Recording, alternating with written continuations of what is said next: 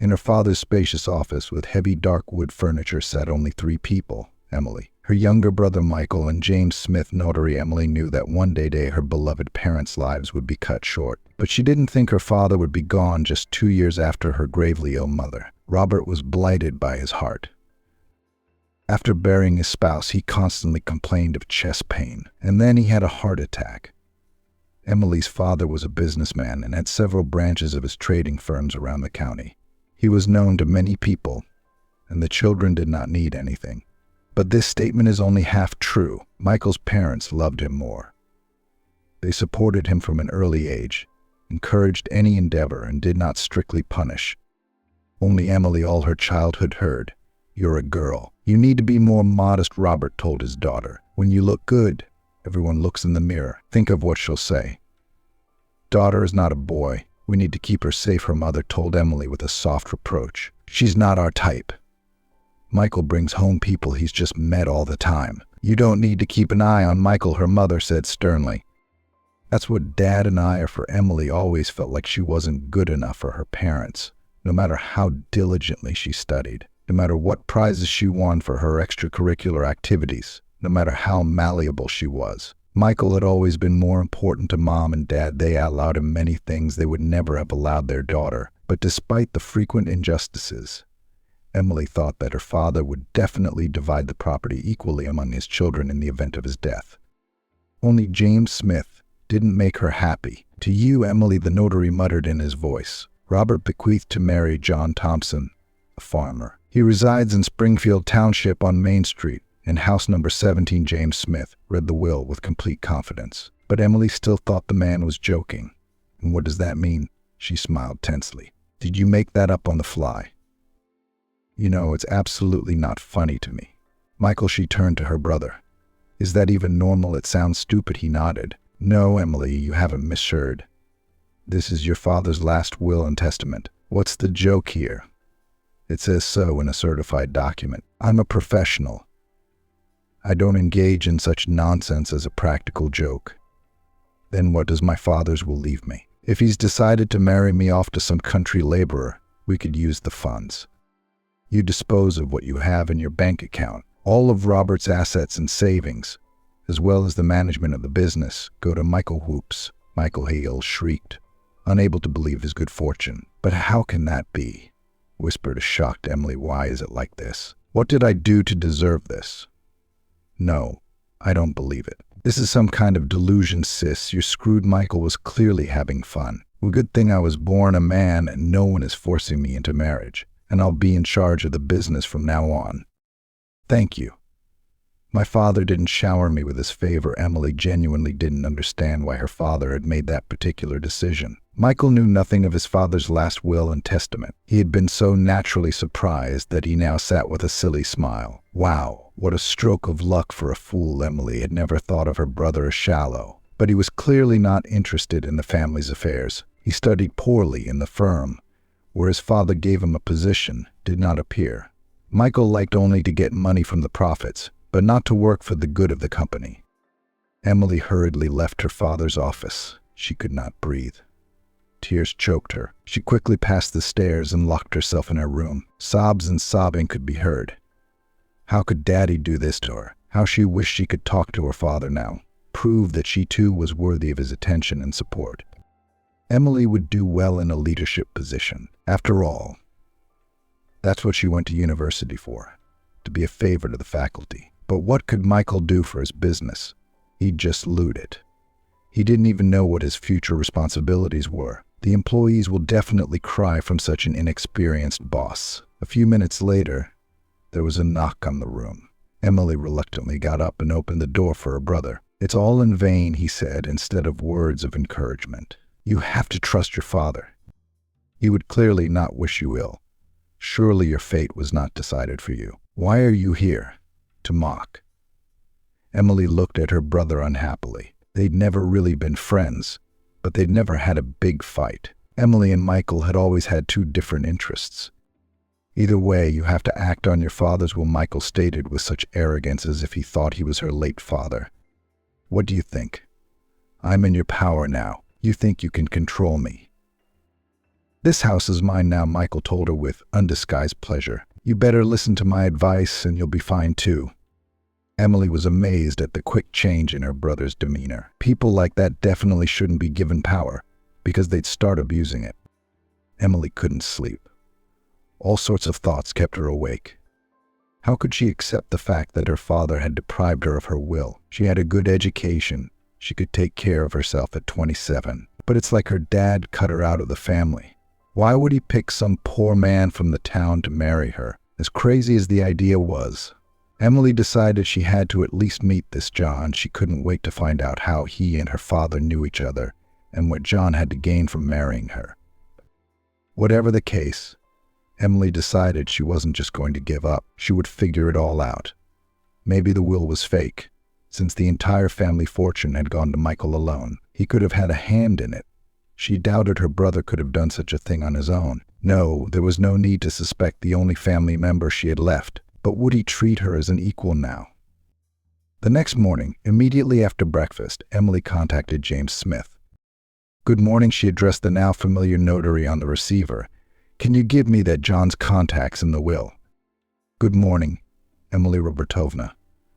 Have you made up your mind after all?" he inquired. "Nothing's decided yet, but I must at least understand what's going on at all. I don't believe my father could do this to me. I've known Robert Viktorovich for years, and he wouldn't do anything for nothing," he repeated in syllables. "You made a sensible decision." Calming down a bit after the intriguing remark, Emily dialed the right number, and after only a few beeps she heard a pleasant male voice. "Yes, who am I speaking to?" "Hello, this is Emily Ignatova. Does my name mean anything to you?" "Pretty much, yes," the man agreed stoically. "Didn't think I'd be contacted. Figured it was a prank. I was also, shocked by the news of my marriage to you. Would it be convenient for you if I stopped by today? I don't want to discuss something like this over the phone." "Of course, not until after 4. I'm at work until then," John agreed. Emily didn't know what to expect, but bravely headed into the township. She imagined what the man her father had chosen to be her husband must look like, but she couldn't focus. She pulled up to John's house at 5:30 in the evening, taking a bag of brownies from the back seat. Emily figured a little hospitality would help her feel more confident. She entered the yard through an unlocked gate. John's house was red brick and clearly hid at least 4 rooms inside. There were outbuildings in the yard, and the grounds appeared well maintained. Paths led to the front door. An 8-year-old girl responded to the knock, noticing a stranger on the doorstep. "Daddy, there's an aunt here to see you," she shouted and promptly disappeared. "Hi," Emily said hello. To her, limping, came John out of the room, followed by 2 boys about 10 years old. The kids looked at the visitor curiously. "Go to the nursery," said their father to them in a calm tone. Those obeyed the first time. "Hello, come in, please." Emily noted that John was not much older than she was. He was 32 at most, and he already had 3 children. Could all of them really be his? John invited his guest into the kitchen, put the kettle on, and gratefully accepted the bag of cakes. He called Nastia over and gave her a plate of sweets. "How did you know my father? Is he indebted to you? I don't see why I am obliged to marry you. You must admit it's silly. We are, after all, complete strangers." "It's a strange situation," John agreed, for some reason not looking her in the eye. "I've never met your father personally, but I had a visit from his notary recently. A couple months ago, he said my name was mentioned in a certain businessman's will for marrying his daughter, but he didn't mention the amount in the bank. Now I realized it was about you. I didn't refuse in my position, so it's okay for you to enter into a marriage of convenience." Emily was even a little upset. She'd hoped John would be more honorable. She wanted to believe that her father had chosen for her, albeit simple, a worthy man to be her life partner. "I am as puzzled as you are, but I did not grow up well off. I have 3 children on me now. I am a single father. Sarah, my late wife, died while giving birth to Tim and Tina. When we found out we were having twins, we were beyond happy. And then I became both a father and a widower overnight. So the offer to get married and get paid for it with money I'll never earn sounds very tempting. John stirred his tea in his mug with a spoon and drank a little. My mom helps me, but she's not doing well at all right now. She needs expensive medication to keep her stable, but I can only afford the cheap analogs, and they aren't as effective. Emily sighed. She realized that her problems weren't even close to John's. He dealt with a lot of hardships every day, but he wasn't discouraged. If she were him, she wouldn't turn down a lucrative offer to get rich either. Danny has a heart defect, but that was recently discovered. Turns out it doesn't just happen congenitally, John shared in an all-too-sad voice. I don't know how I'm going to take it all. And about a month ago, I got in a car accident because of some idiot. Now I'm limping, which doesn't help the job at all. Tractor driver, though in demand in our town, is a pretty stressful job, isn't it? You know, I can't promise that I'll listen to my father and do as he wrote in his will, but I really wish you could get the money you were promised.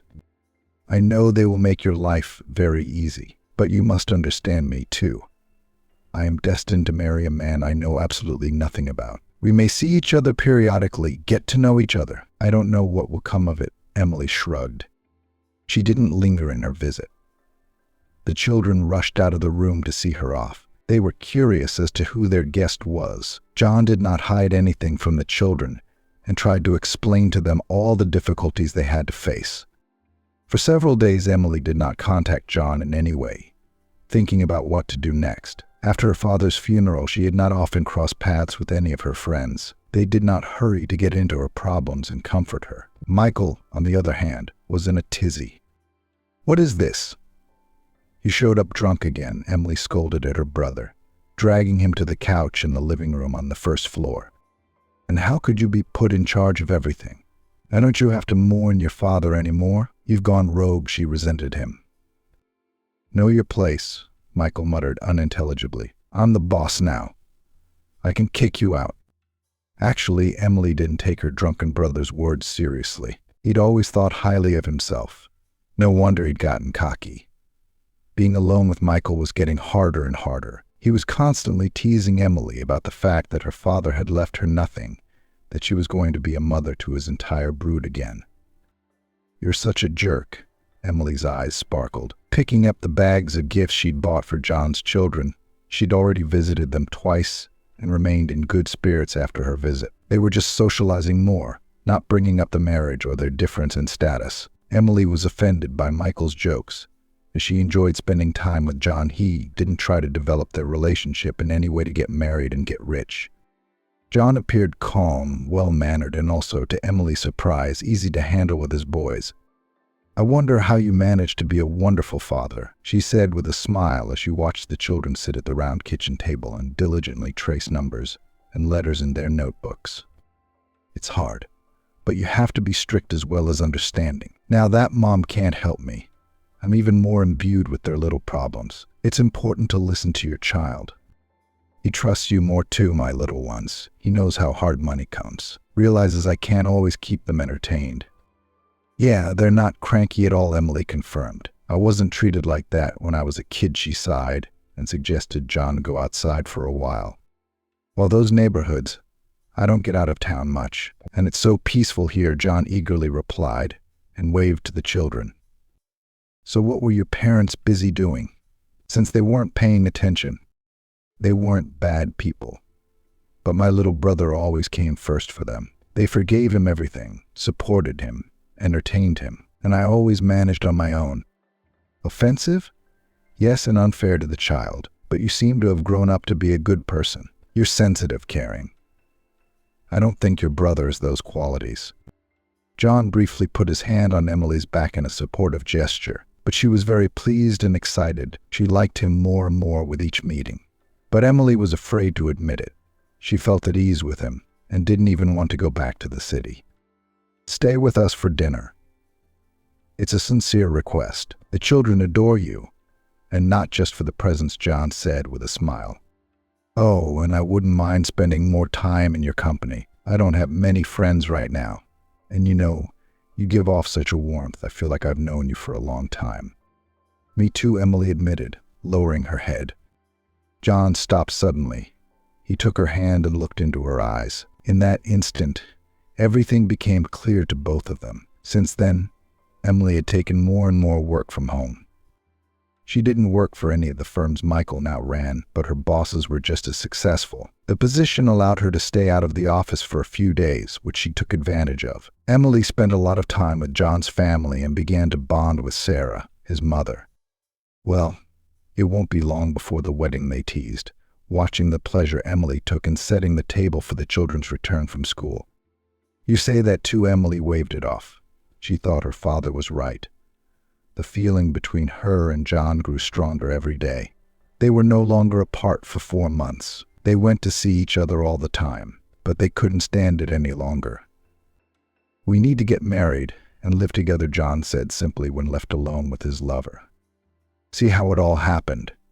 And you were worried, Emily replied surprisingly with a quiet laugh so as not to disturb the children playing in the next room. And you'll be able to pay for your loved one's surgeries. That's not why I'm suggesting it, John immediately retorted. I'm not accusing you. I wonder how much is in there. I hope my father didn't hurt you with the payment. He had a reason for rewarding you like that. He rewarded me with you. John smiled and kissed his bride. Emily had little contact with her brother. She'd moved to Springfield Township and drove into town twice a week to appear at the office in front of her bosses. Two close friends, learning of the changes in Emily's personal life, were surprised, but at the wedding agreed to come. The bride and groom decided to play in Springfield. While the weather is good, they invited only the people closest to them. And I forgot about that. Michael smirked when his sister stopped by his workplace to call him personally. I thought you'd be smart enough not to indulge your father's unbelievable desires. I mean, he was old. So he made up this absurdity. He was out of his mind, but he was right. John's a good man. Better than some of the people who've been trying to make friends with me around here. I don't know if I'm coming or not, but I'll think about it, Michael said with a smug look. I don't have much time for fun anymore. You know, I can't figure out what's what. They want something from me all the time. Emily was hurt that her only family man couldn't spare at least a day for her sake. She assumed that Michael couldn't handle what their father had put on him, and in her heart she was even a little jubilant about it. Only Michael's policies were quickly bankrupting the firm, and Emily was well aware of that. At a modest outdoor wedding party attended by no more than 40 people, Emily and John sat surrounded by children at a separate table decorated with flowers. Guests were seated at 2 long tables on either side of them, and in the center was a space for dancing. It's a lot of fun here, Sarah, in a soft pink dress, jumped up to the newlyweds. She has brave eyes. Emily stroked her head as she felt her husband take her hand. We did good, didn't we? John whispered in her ear, looking around at the satisfied guests. You're right. It's just a shame Michael didn't show up. And then, as if on cue, an expensive car pulled up in front of the gate, and Michael walked toward the open gate. He moved with a shaky gait. Emily immediately got up from her seat. Do you know why that guy married my sister? Because of the money. He's a con man. He's hardly a man. Shut up right now, his sister shouted at him. John was on his way to quiet the troublemaker. You're blind because you're in love. He's going to get a lot of money because of the wedding, by the way. John grabbed Michael by the arms and dragged him outside. The driver helped shove him into the back seat and drove him away. The guests watched with open mouths as the show unfolded and began to discuss what they had seen. Despite the humiliation, John took his seat next to his wife. I'm so sorry. I didn't know he'd get so drunk. It's not your fault, John said through gritted teeth. But how did he know about the money? No one but the notary could know. Emily was angry with her brother, but she was glad that now John would be able to receive the payment. When the couple went to the bank, they were surprised by the generous amounts left behind by Robert Smith. I didn't think Daddy would go to such lengths, Emily said, still in disbelief. I thought he'd give me about this much in his will. He thought very highly of you, John teased her. But you can breathe, Emily patted her husband's shoulder. There should be enough here for Tim's checkup and treatment, and Sarah will get the medicine she needs. I think it might even be enough to fix up the house. Or a new one? Yay, thanks for being in my life. John hugged his wife right in the bank. not shying away from the specialist who was talking to them. "I'm happy to have you. And I'm grateful to your father." Tim was worried, visiting numerous doctors with his dad and mom. Emily was glad that her lover's children accepted her quickly and didn't try to break them up. They called her mom easily.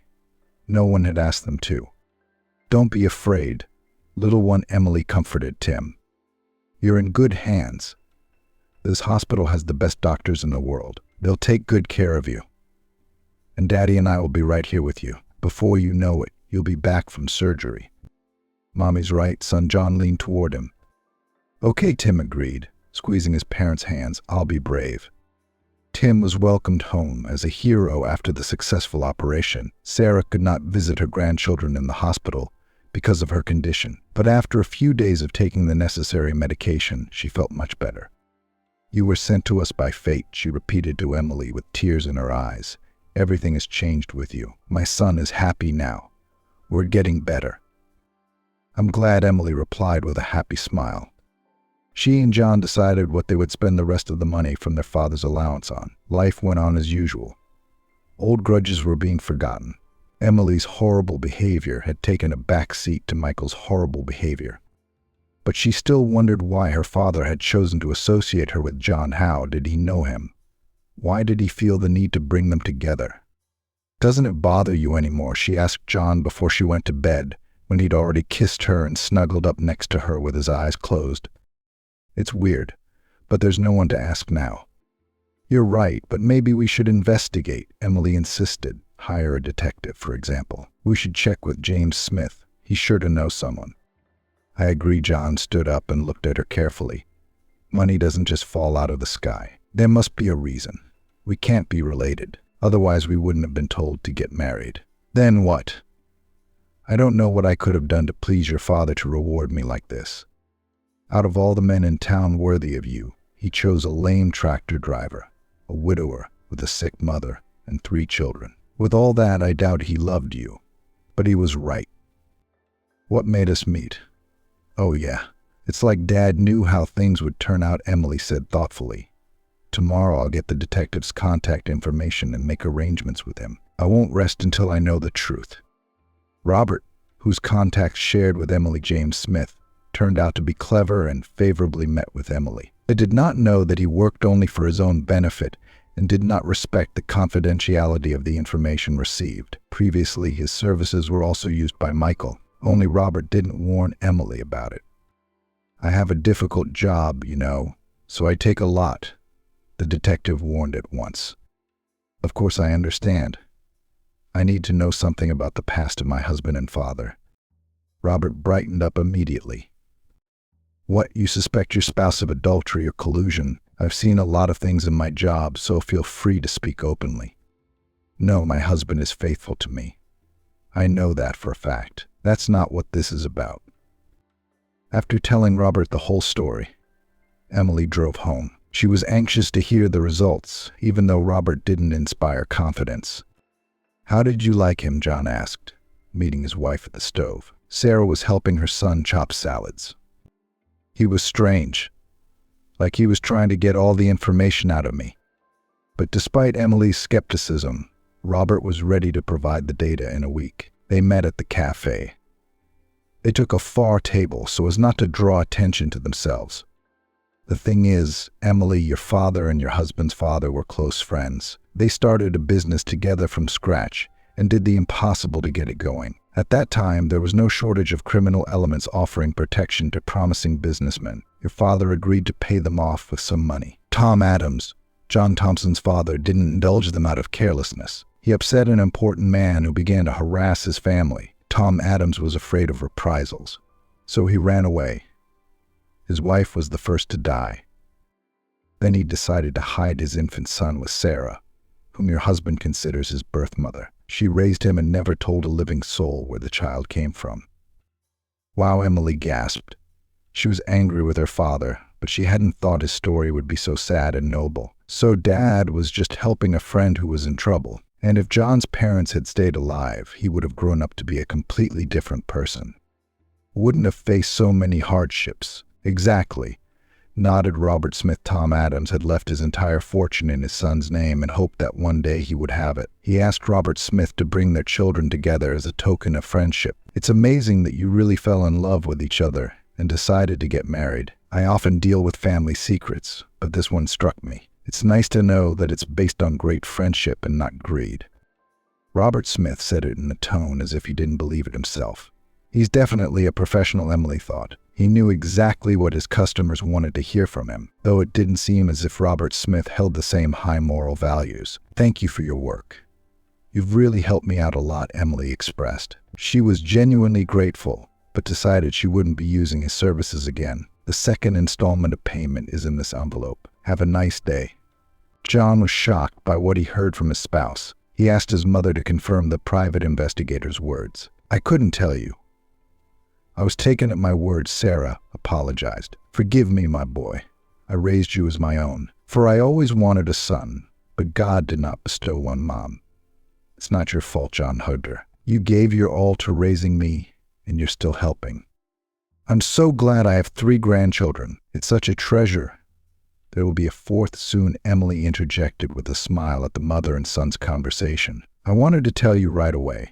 But this investigation, Emily, John whispered with such awe that the women's eyes immediately filled with tears. We're having a baby, I can't believe it.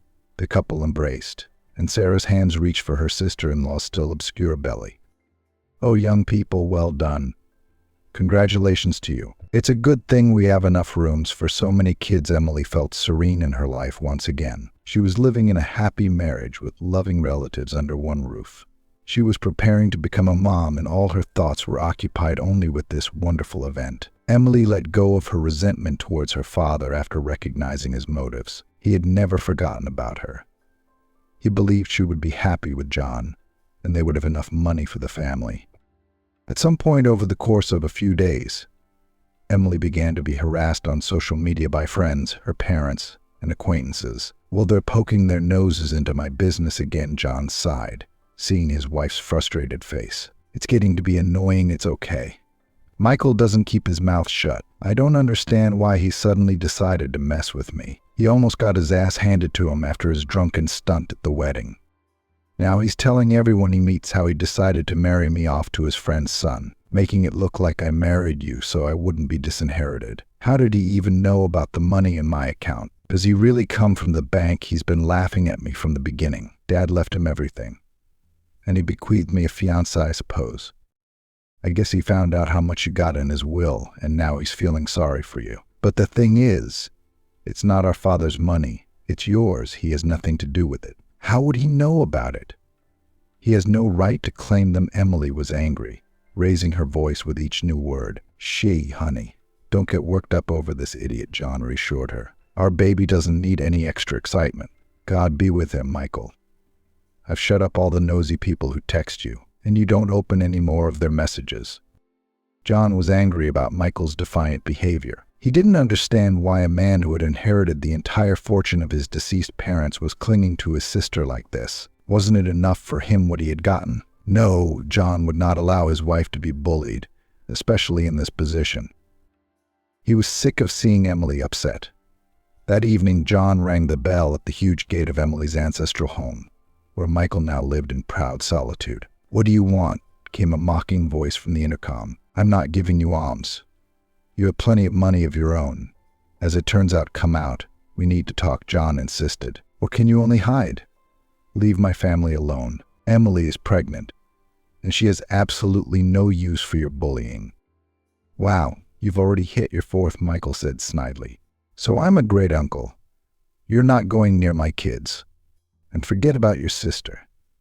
You don't want to sick inappropriate people on her, writing nasty things to her. For your information, my inheritance has nothing to do with your family's money. It came from my own father. Yeah, I know the house. So, the private investigator didn't tell me about your little investigation. Then why do you want it? You don't have enough thrills in your life. Then I'm going to disappoint you again. Emily Ann No Walls will help you. She was pleased that her husband was standing up for her. But Emily didn't want Michael to get back at him for threatening her. Turns out I didn't know my brother very well all this time. He used to get in trouble with my parents, and it was like I didn't exist to him. Now he was bored. "He's got a hold on me," Emily said bitterly. Feeling the safe embrace of her husband, "It's better not to touch him. He'll get over it and leave me alone." "But you suffer for it, don't you?" "No, I won't let him bully me," John said indignantly. "Who gave him the right to harass you? He has his life, we have ours. Keep him out of ours. Michael might retaliate because you hurt his feelings. I mean, he's a coward. You've exposed him for what he is." Emily's fears were confirmed when her neighbor Lisa called her the next day. "What's going on?" "Your John was just picked up by the cops, rounded up on the spot, no explanation. All he did was yell that he didn't kill anyone. Didn't kill anyone," Emily repeated. Her inside snapped. What had happened? She immediately hung up, forgetting to thank Lisa, and started calling her husband. "But take it, take it." Emily angrily paced restlessly around the room. "What's wrong?" Sarah came to her. "My girl, why are you so excited? Has John been taken to the police?" "I don't understand. He's not answering his cell phone. I'm going to go to the farm. I've got to find out. You'd better sit down. We'll get to the bottom of this." Sarah led her sister-in-law over to the sofa and pushed her shoulders down. "Don't fuss, dear. If it's serious, they'll tell us." The local precinct officer didn't know anything about John's affairs. But soon Emily got a call. "There's been an attempted assassination attempt on your Michael tonight. He's in a coma now, so he can't tell us anything." "Your husband is the only suspect," the policeman's voice explained. "You're out of your mind. Why would John do that? He was home all night, went to work as usual. Nothing suspicious," Emily insisted. "We'll bring you in for questioning." "Can I talk to him?" she asked hopefully. Emily still couldn't believe that something terrible was happening to their family again. "Could you come over after 2? John Thompson is in the detention center right now, waiting to be questioned." Emily and Sarah choked back tears of helplessness and fear. They didn't know how to talk about what had happened. The kids are probably all ready. The whole town of Springfield knew what John had been accused of. You can't hide something like that. Sarah stayed at home, waiting for her grandchildren to come home from school, while Emily went into town. "And don't drive too fast on the road, my daughter." Her mother-in-law adjusted the light scarf around her neck. "Everything's going to be okay. It just needs to be sorted out. I'll call you as soon as there's news," Emily promised, and set off. She held on for a long time. The hardships she had endured, the coldness of her parents as a child had hardened her.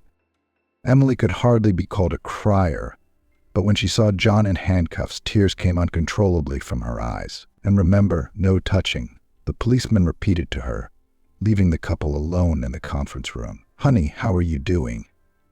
Did you get hurt?" "No, don't worry. I've got normal guys in the cell with me. Harmless thieves, drunks, no dangerous criminals." "What happened?" "I haven't seen Michael yet. They say he's in a coma. At first I thought he was setting something up to teach you a lesson. I told you not to go to him." Emily, calm down. "I'm nervous too. Your brother was stabbed in his house. The cameras in the yard were off, but I was the last person on the tape. I went to see him yesterday. Only Michael wouldn't come out to me. You know, we talked on the intercom. I've never seen him before." "I believe you, honey. I believe you." Emily jerked her hand to touch her husband, but immediately came to her senses. "I think it's a coincidence that someone attacked Michael the same night you went to see him. He thinks you have a motive, because our strained relationship with Michael is well known. Somebody could have used that to frame you." That's what I told the investigator. "He seems okay. Name's David Johnson. No luck at all this year." "Yeah, that car accident that left you limping, and the attempted murder charge." Emily nodded. On the way home, she thought about what her husband had said. He'd been in a car accident after meeting James Smith. Alex said, "The accident was stupid. Not even a rookie driver makes that kind of mistake." But someone still hurt his leg. What if it was intentional? We need to start with Nick Roberts. If he was reporting to Michael about his and John's family business, it seemed like no amount of principle could stop him from telling outsiders. "Get the investigator's number." Emily called him as soon as she got home. "Good evening, David Johnson. This is Emily Thompson, wife of the dead John Thompson, calling for you. I'm going to drop you the contacts of the private investigator we contacted. Check him out, please. He might know something. Nick Roberts likes to divulge confidential information. Emily spent the rest of the evening with her family. The children snuggled on the bed with her, worrying about their daddy's fate. He'll be released soon. After all, he's not guilty of anything, Emily murmured in a quiet voice before the little ones fell asleep. The police will be sure to check everything out and let him go. That's their job, after all. They're supposed to investigate suspicious events. Mom, do you promise? Danny asked in a sleepy voice, still hesitant to go to his room to sleep. Of course I promise. Dad will come back. Don't worry, Emily answered them, even though she was terribly worried herself. Nick Roberts cracked pretty quickly under questioning. At first he held on, but did not want to go as an accessory to attempted murder. We didn't make a written non-disclosure agreement with Emily Thompson, he said stubbornly at first with an important look. And a verbal agreement is not subject to liability, David Johnson remarked caustically. I'm sure if we do a good digging into your dealings with your customers, we'll find something else you haven't honored. Your services aren't cheap, and new customers will definitely turn away from you if they find out how easily you disclose personal information to third parties. The threat had worked on Nick. He wasn't as tough a nut as he'd made himself out to be. Okay, you don't need to say anything to anyone. He adjusted his jacket. I was approached by Michael Roberts. I didn't realize that information about her husband's life and her sister's life would hurt him so badly. I prefer not to get involved in such stories. I don't want any trouble with criminals. But Michael Roberts himself couldn't hurt himself. David Johnson pressed Nick. So, what are you hiding?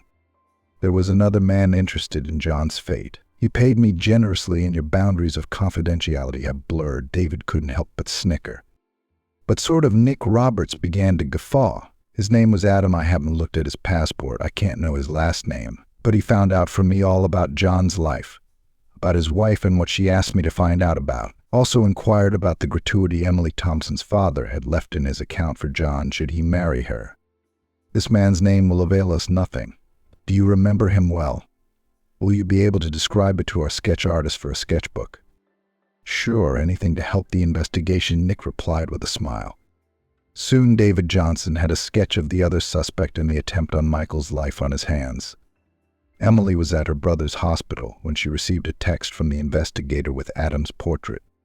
Hello, do you know this man? David Johnson said into the phone. First time I've seen it. Who is it? Emily asked.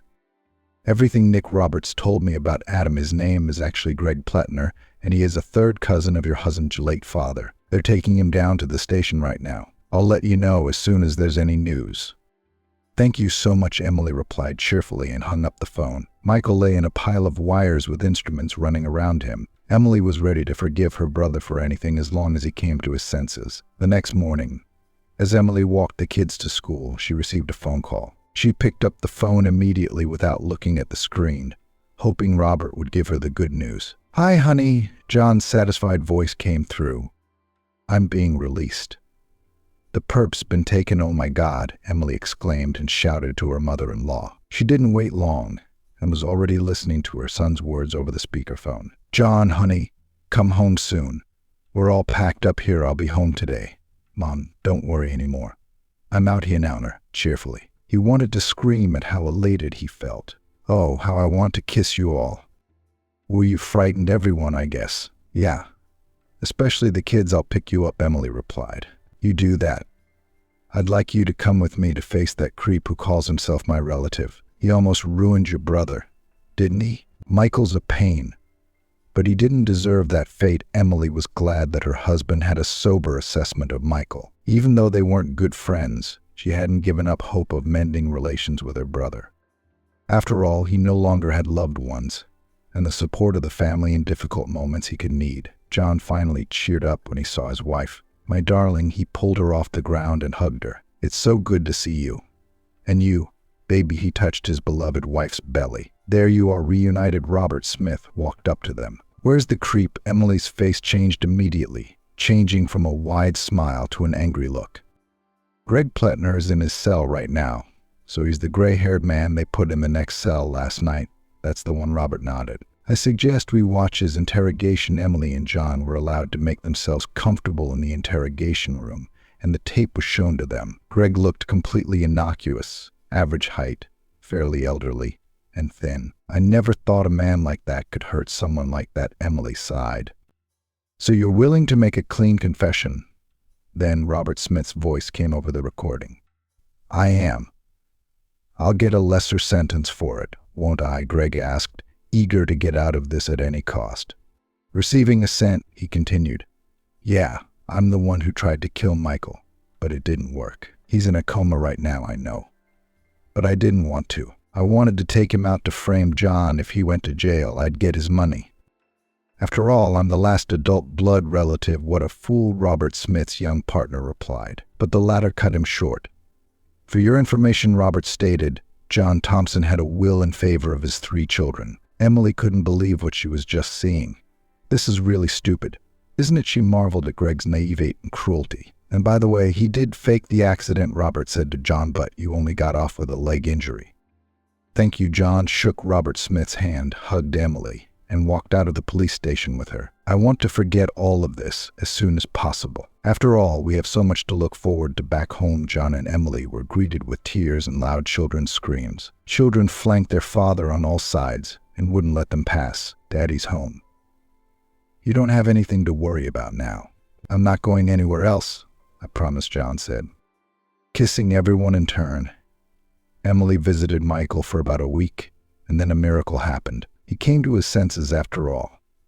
Michael coughed, finding a tube in his throat. A doctor, quick, a doctor, yelled a frightened Emily into the hallway as Michael tried to get up. No, calm down, it's okay. You're in the hospital. The paramedics who came running in at the screams quickly calmed Michael down and laid him back down. Welcome to this world, the doctor smiled at him. How are you feeling? Very bright, Michael muttered. I'm thirsty for water. Well. Hello there. Emily walked over to him and touched his arm. You're finally awake. I was worried. Michael looked away and refrained from answering. He now realized how badly he had done wrong to his sister. He had been on a hair's breadth of death after hurting her. Emily still wouldn't turn away from him. I have good news for you, Emily said. Under the table closer to his bed. The perpetrator has been caught. He won't be able to hurt anyone else. I'm sorry, Michael said quietly, not looking her in the eye. I behaved terribly. I didn't deserve your support. I'm glad it's gotten to you. I've already forgiven everything. But remember, I won't tolerate any more bullying attitudes toward me or my family. If you want to keep in touch, please respect my loved ones. Okay, I understand, Michael replied, still avoiding his sister's gaze. After his discharge, he visited Emily's family home and brought many gifts. Let's forget old grudges, John told him on the doorstep and held out his hand. As soon as Michael shook it, he was immediately enveloped in a hug. And don't spoil me again.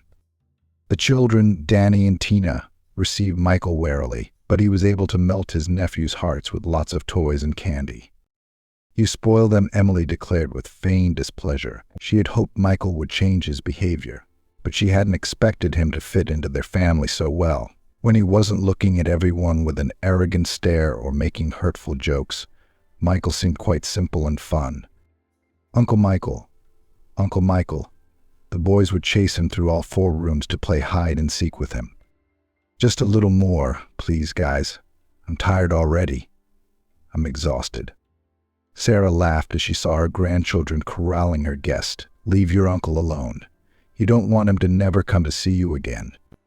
Putting all disagreements behind her, Emily enjoyed a peaceful life with her spouse. She had suffered a traumatic experience. It was now more difficult for her to get around due to leg problems, and she was still working remotely, for which John nagged her.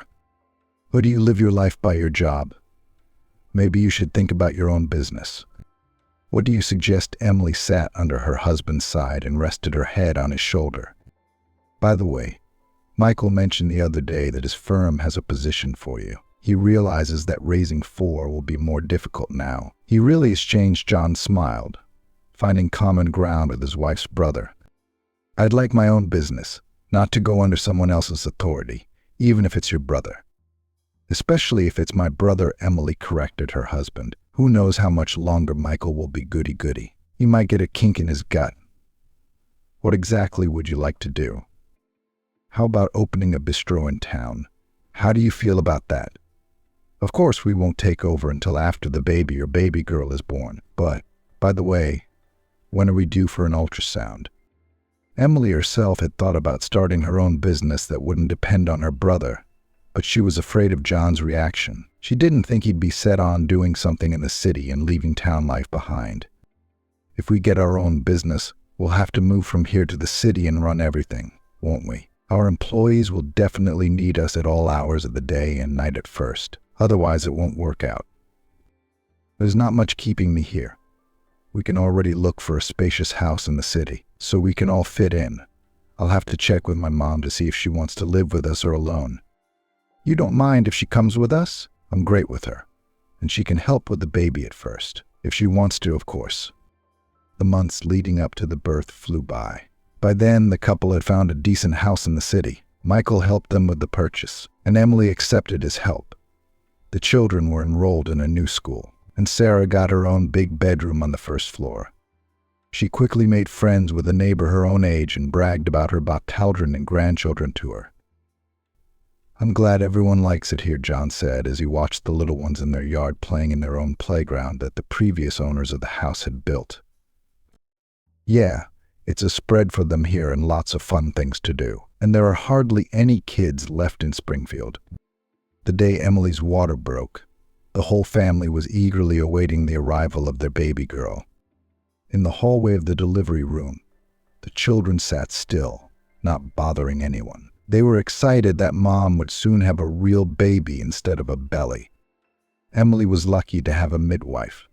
It was an older woman. I love my job. It'll be over soon. Honey, try harder, Mrs. Johnson was saying, and you could hear the strength in her voice. I can't do it anymore, Emily screamed. But Mrs. Johnson never stopped talking to her and instructing her.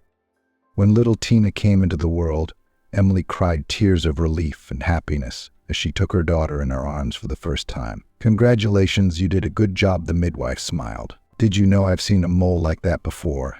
Nancy Johnson pointed out. On Emily's wrist was a long spot in the shape of a cross. About 30 years ago, a woman in labor had one just like it, and in the same spot. Is there such a coincidence? Do such coincidences happen? Emily asked, confused. Her thoughts were now completely occupied with her daughter. That woman died. Her baby girl was put up for adoption. You should check your parentage, Nancy Johnson advised. She patted Emily on the head and went about her business. Emily told her husband everything over the phone, since no one else was allowed in the room with the young moms. You think you're adopted? John wondered, looking at his tiny daughter, who was uncomfortable peering through the glass. Maybe we should tell Michael and ask for his consent for a DNA test. That would be the fair thing to do. If it's confirmed, he might stop talking to us. Her husband hesitated. He suggested that we do the test and keep the results just for ourselves. Nothing will change, but I will understand why Dad left everything to him. It turns out I'm not my own daughter, Emily thought. It's still weird to raise a child as your own and then leave him nothing. Michael took his sister's request calmly. Emily gave him a saddened look during the discharge when they all posed for pictures. I never thought you were adopted. It might not be true. Either way, it doesn't matter. Let me hold this little princess. Michael held out his hands to Tina. What's the right way to hold them there? The DNA results came back 2 weeks later. Nancy Johnson's assumption was confirmed. Michael and Emily were not blood relatives. Shouldn't we ask David Brown to find out about my parents? Emily asked her husband. Well, if you need to, let's ask. He seems like a good man, reliable. I don't think he'd refuse help or ask for anything in return through David's efforts. It was learned that Olivia, Emily's birth mother, had gotten pregnant with her at an early age, but was not afraid of it. Emily's father, Peter, wanted to build a strong family. He got caught in a storm while out boating. He was swept out to sea.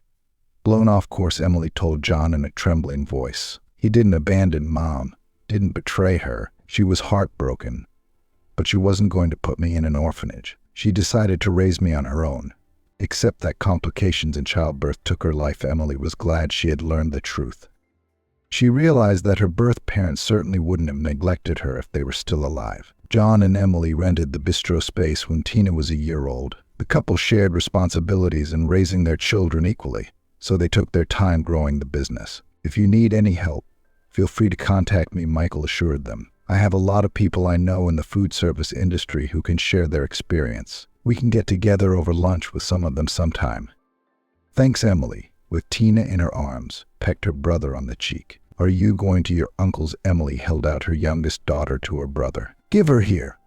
"I need to practice," Michael said, embarrassed. "What does that mean your Anne is pregnant?" "I mean, we haven't even seen her, it just so happens." "But Michael said with a smile, seeing the genuine joy on his relatives' faces.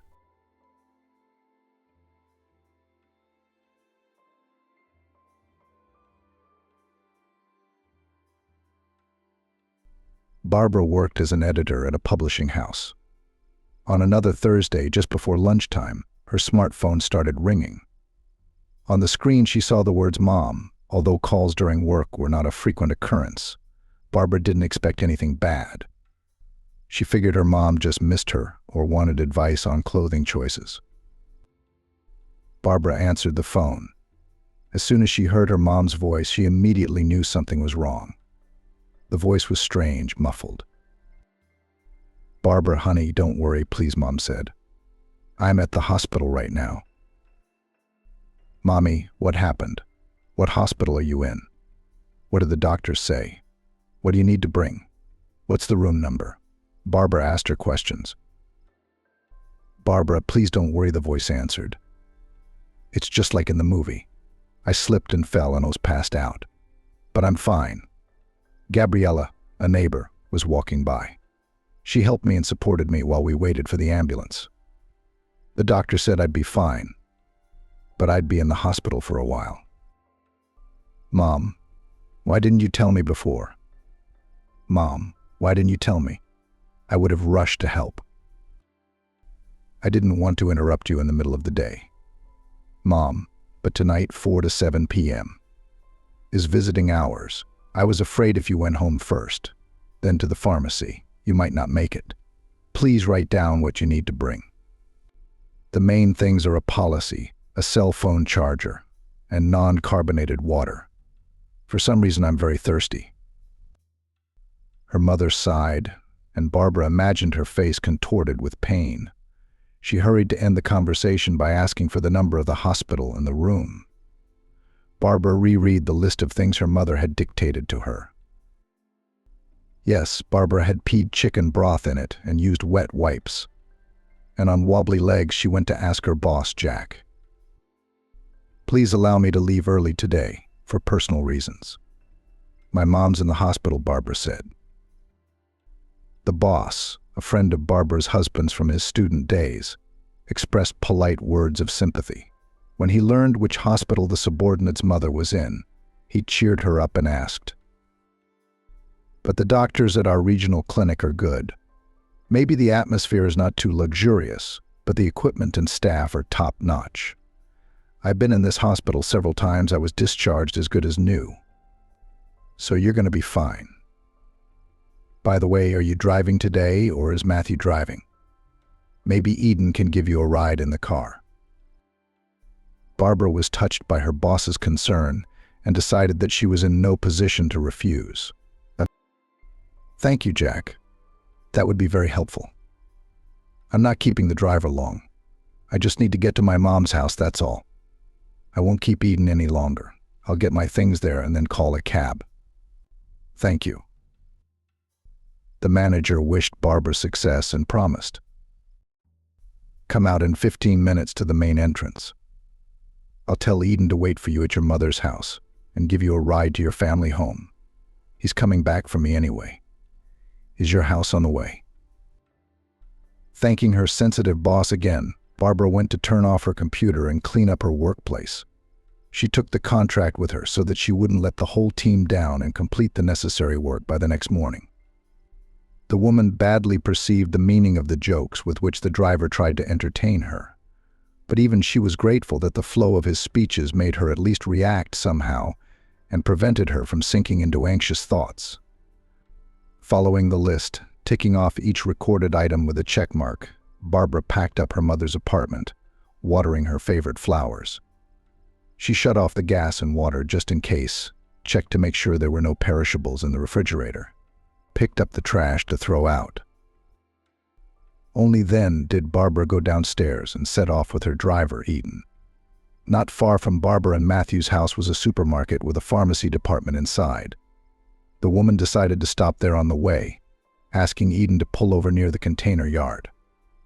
She threw out the garbage she had collected and rushed to get her groceries. Moving almost on autopilot, Barbara bought everything she needed and was soon preparing dinner for her husband and broth for her mother at the same time. While the food was boiling and baking, she called Matthew and explained the situation. "Matthew, Mom is in the hospital. I'm going to go see her. I'm not sure how long she'll be there. Dinner will be on the stove." My husband replied, "I'm aware of that. Jack told me you needed support. You wait for me, I'll try to get there early, and we'll go to the hospital together. See if there's anything else you need, and I'll be there for you." Matthew didn't let his wife down and took her and the 2 bags she had packed and drove her to the hospital. Barbara managed to persuade the nurse taking the bags to let her see her mother and the doctor, who was fortunately there. Matthew remained waiting for his wife in the lobby, but gave her kind words and wishes for a speedy recovery. Audrey tried to smile when she saw Barbara enter the room, but it was noticeable that she was uncomfortable and frightened. Barbara said a soft but distinctive hello to everyone in the room and made her way to her mother's bedside. A weight was suspended from the unfortunate woman's right leg. Her lips, swollen almost to the point of bleeding, were a clear indication that the victim of the ice had been in great pain. Barbara listened to her mother's account of her accident and, trying not to cry, began to put everything she had brought into the nightstand. The phone was immediately put on charge. She gave her mother tea with jam, broth, made her eat a few spoonfuls of raw, grated carrots. The internet says that such a salad in the first days after injury the best vitamin remedy. Then I'll give you some sauerkraut. It's good for you, too, Barbara said. Oh, don't worry, my daughter. You should probably go home, Matthew. He's probably worried you're gone, Audrey said. Barbara explained that her husband had rushed home when he heard what had happened so she wouldn't have to take a cab, but he hadn't been missed. But he said hello, as if he'd just been waiting for that line. The woman lying in the next bed became active. "Sanitarians, nurses here are rude, boorish women, and you interfere in the conversation. It is impossible to call them neither day nor night. They serve teas, make fun of doctors, give chocolates. Even giving them money is useless. They're not even doing their job properly anyway." Barbara kept silent, and having found out from her mother the name and patronymic of her attending doctor, went in search of him. The restless neighbor also made a good point. In the residence room, if not, then in the dressing room, looked there, probably with someone cooing keen. Thanking the nagging woman dryly, Barbara went out into the corridor. The nurses in the trauma room, accustomed to all sorts of relatives, tears and hysterics, looked at the visitor, asking how to find a doctor with a mixture of irritation and fatigue. But one of them, who held herself like a superior, answered thoroughly. "Patrick is now in the superintendent's office. The penultimate door at that end of the corridor. Wait there. Or you can sit on the bench near the residence room." Barbara waited for the doctor, and he recognized her as Audrey's daughter. He invited her into the office, showing her the picture on the computer screen. "If I may say so, your mother's fracture was a success," Patrick explained. "In general, there are 2 treatment options." The man began to explain the nuances of each option, then asked, "Which one did you decide on?" Barbara looked the doctor in the eyes, but did not answer, but asked a counter question. "Say, Patrick, for example, if a patient with the same fracture as my mom had a loved one, what would you recommend?"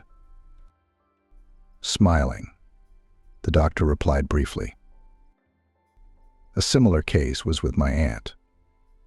Our superintendent performed a similar operation on her a year ago, and as she now leads an active life, even works at the cottage, so I cannot keep up with her." The woman clarified all the details of the upcoming surgery, wrote down what else should be brought for the postoperative period, and having said goodbye to the doctor, left the office. Barbara had to announce to her mother that the surgery was scheduled for the next day, and she presented the news as lightly as possible, trying not to disturb her mother. "Tomorrow I'll go and meet you. You'll be fine after the operation, don't worry." "Barbara, what about your job?" "The boss is probably going to be mad," Audrey asked. "Don't worry about that. I'll do all the work and I won't let you or the chief down." With the surgery, the long road to getting Audrey walking again had just begun. For 2 weeks, Barbara visited her mother almost daily to feed and nurse her. The woman tried to object and repeatedly stated, "Barbara, you take care of yourself. Don't come to see me so often. The food here is not bad, and I have no appetite. Where would it come from if my energy is not used for anything?" But Audrey couldn't change her daughter's mind. When the day of discharge arrived, Barbara went to the doctor's office for recommendations. Patrick was cautious and warned, "Your mom is a very energetic lady, but I've made my point, and I'll make it to you again. I wouldn't be overly optimistic if I were you. But there's no need to despair, although you can't use your injured limb for full weight bearing. Crutches are your mom's best friend for the next month. And then you have to be careful too. Of course, it is necessary to move, but carefully. Prophylactic treatments are indicated to prevent bed sores. In 6 weeks, I'll be waiting for a follow-up X-ray. We'll see what stage of fusion the bone will be in. That's pretty much it." Barbara asked. "Maybe some vitamins for Mom to take?" Patrick shrugged. "Well, in principle you could, but in general you should be told about the rehabilitation plan at the polyclinic where you live." Barbara called a special cab specializing in the transportation of people with limited mobility, and after a heroic trek through the streets, Audrey was finally in her apartment. Barbara faced a new problem. Audrey's physical condition still left much to be desired. Even a simple trip to the restroom or kitchen could result in a new injury. At first, Barbara came to Audrey's house twice a day, and closer to the New Year's holidays, she was practically exhausted. The traffic jams were so time-consuming that there were only a few hours left for sleep. Barbara turned to her husband. "Matthew, let's let Mom stay with us for a while. At least I won't have to go back and forth between apartments." The man answered grimly, and after a quick pause, "Barbara, I feel wonderful about your mother. Audrey is a wonderful woman, but I'm sorry. But I'm going to be blunt, we have nowhere to put her here. I mean, it's a studio apartment. It's a big room, but there's only one room. When I talked you into taking out a mortgage, I didn't get any sympathy. Both you and your mom were against it. Matthew, there's got to be some kind of a screen. It'd be like having 2 rooms. Look, but Audrey would be the first thing that would be uncomfortable. I play computer games loudly. I listen to music all night. Besides, you should ask her if she'd be willing to move. I'm 100% sure she'll say no. Your mom is very tactful and wise and realizes that the further away she lives, the better her relationship with her son-in-law will be." Matthew turns out to be right. Audrey, having barely heard the idea of moving into her son-in-law and daughter's apartment, only exclaimed indignantly, "There can't even be a conversation. At home and the walls help. I will not go to your place, especially there, and it will be inconvenient to be sick in peace." Barbara obeyed her mother's will. She didn't want to argue with her husband. She continued to waste time standing in traffic and left the place of a lawyer in Jack's firm. With the permission of her boss, Barbara transferred to a half-time position and was very glad that the manager was able to meet her needs. She prepared the contracts during the visit and trained her smart girl, and diligently performed all the duties that did not require constant presence in the office. The rehab, however, took a lot more money than the woman had realized. Sometimes she shared with her husband her indignation at the fact that pharmacies changed prices at will and tried to sell the most expensive version of a drug. And then Matthew would grumble. "Look, Barbara, your mother must have some free medication." The woman tried not to answer. After all, the family budget did not suffer, and money from her husband for almost 6 months since the fateful news of her mother's troubles. She did not ask. Barbara had generally tried to handle the situation on her own, without Matthew's interference. The weather was changing. Barbara's schedule remained almost unchanged by the tradition that had formed. In the morning she would make her husband breakfast and, if she had time, make preparations for lunch and dinner. Then, after putting some of the breakfast in containers, she would rush to her mother's house, stopping at stores and pharmacies along the way. Taking care of her, keeping her spirits up, and helping her move around the apartment took a lot of time. Barbara would then run to the office and rush home by evening in case of any emergencies. Her neighbor, the same Gabriella who had helped her wait for the ambulance, had the key to her mother's apartment. She would sometimes drop by to watch TV and gossip together, so Audrey couldn't be called abandoned. But Barbara was desperate to get her mom back on her feet. And not just because she had to spend a lot of time traveling between very distant parts of the city every day, without weekends and holidays. It was just that Mom was the closest person to her. She had, in fact, given Barbara life twice. The first time was on her birthday 38 years ago, but more importantly later when a terrible tragedy struck Barbara in a terrible avalanche.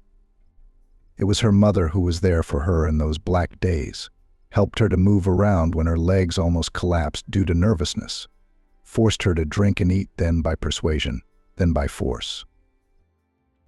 Abandoning her monetary and not dusty work, my mother sold the apartment in their hometown and, almost as a huge and clumsy Kuhl, moved it 2,000 kilometers away from the place where everything Barbara reminded her of her inhuman grief.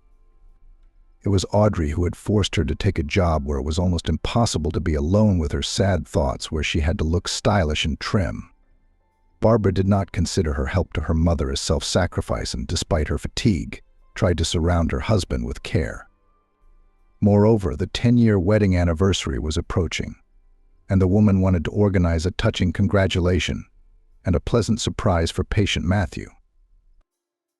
She made a preliminary version of the menu in advance. She found a confectionery where orders were made on individual designs and agreed to prepare an unusual figurative cake for her husband. "I love his sweets," Barbara said.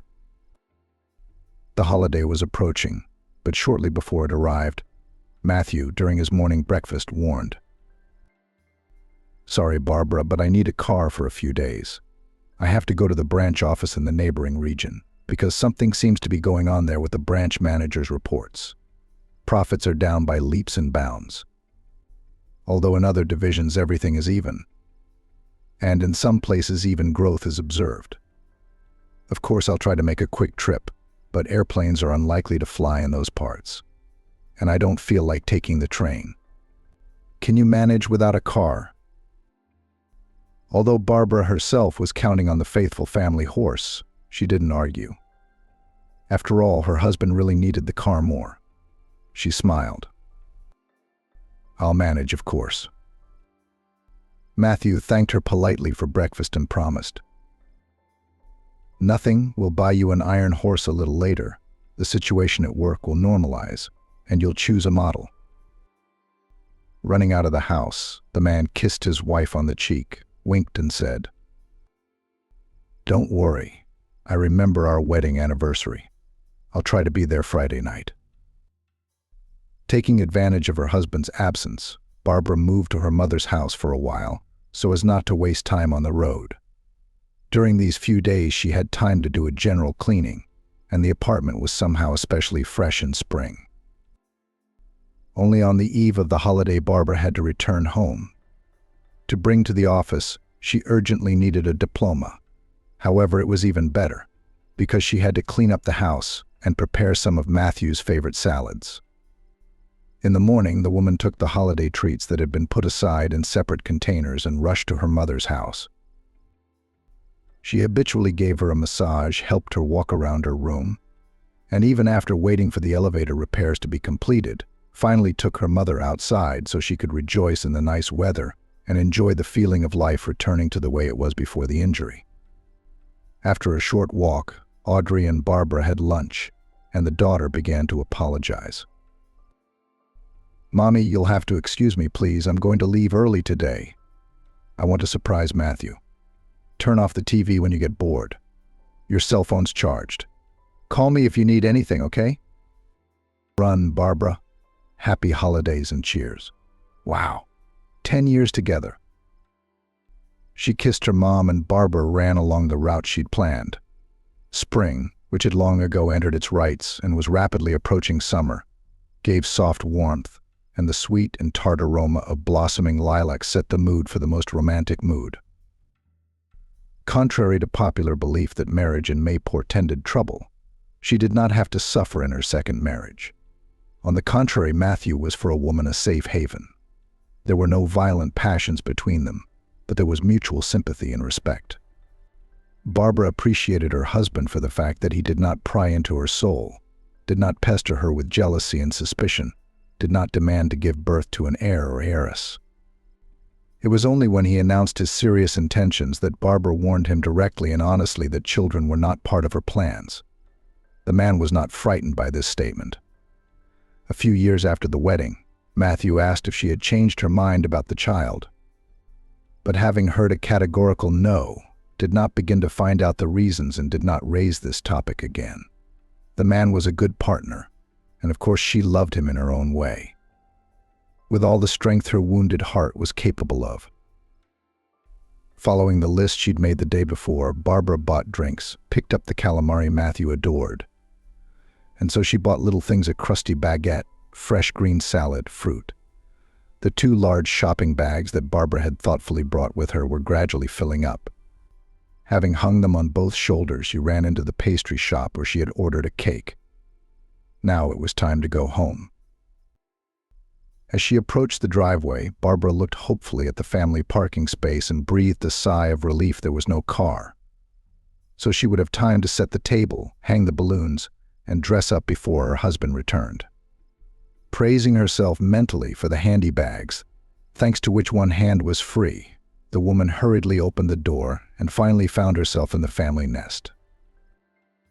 Placing the box with the cake on the banquet, Barbara suddenly froze with surprise. The familiar hum of a residential apartment building was brazenly interfered with by a foreign sound coming from the kitchen. Strangely, there were no foreign shoes on the mat.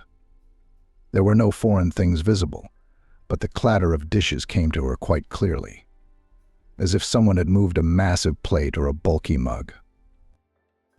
Matthew and Barbara kept no pets. All they wanted was a cute dog. An unfortunate accident with their mom had tweaked that plan. It probably would have been much smarter to go out to the playground, close the door, and call her husband.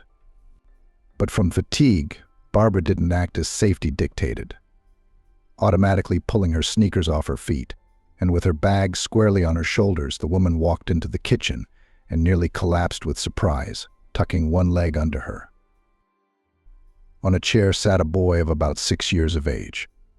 The unknown little guest was completely engrossed in his meal. On the table in front of him was Matthew's huge mug, a bottle of water, and a large deep plate into which Barbara had assembled the puffed salad from the evening before, so that it would have time to soak. A spoon sticking out from the edge clearly indicated that the dish had already been unceremoniously sampled. The child bit into the stick of cheese and smoked sausage with gusto, and the woman's heart clenched as the memories came flooding back. It was too painful to act rationally. For a few seconds, Barbara even thought she was hallucinating because of overwork or some other reason. However, the sight, the sound, the image, and even the aroma of the sausage were too realistic. The engrossed boy broke away from his tasty pastime only after Barbara, in a voice a little hoarse from nervous shock, caught his attention with a question. "Hello, who are you?" And what are you doing here?" The boy jumped up from his chair and, without letting go of the sausage, reported, "My name is Roger. Uncle Matthew brought me here. Told him to wait here.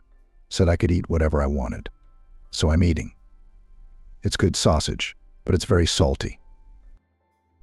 Barbara had no idea that the man the boy called Uncle Matthew wasn't her husband.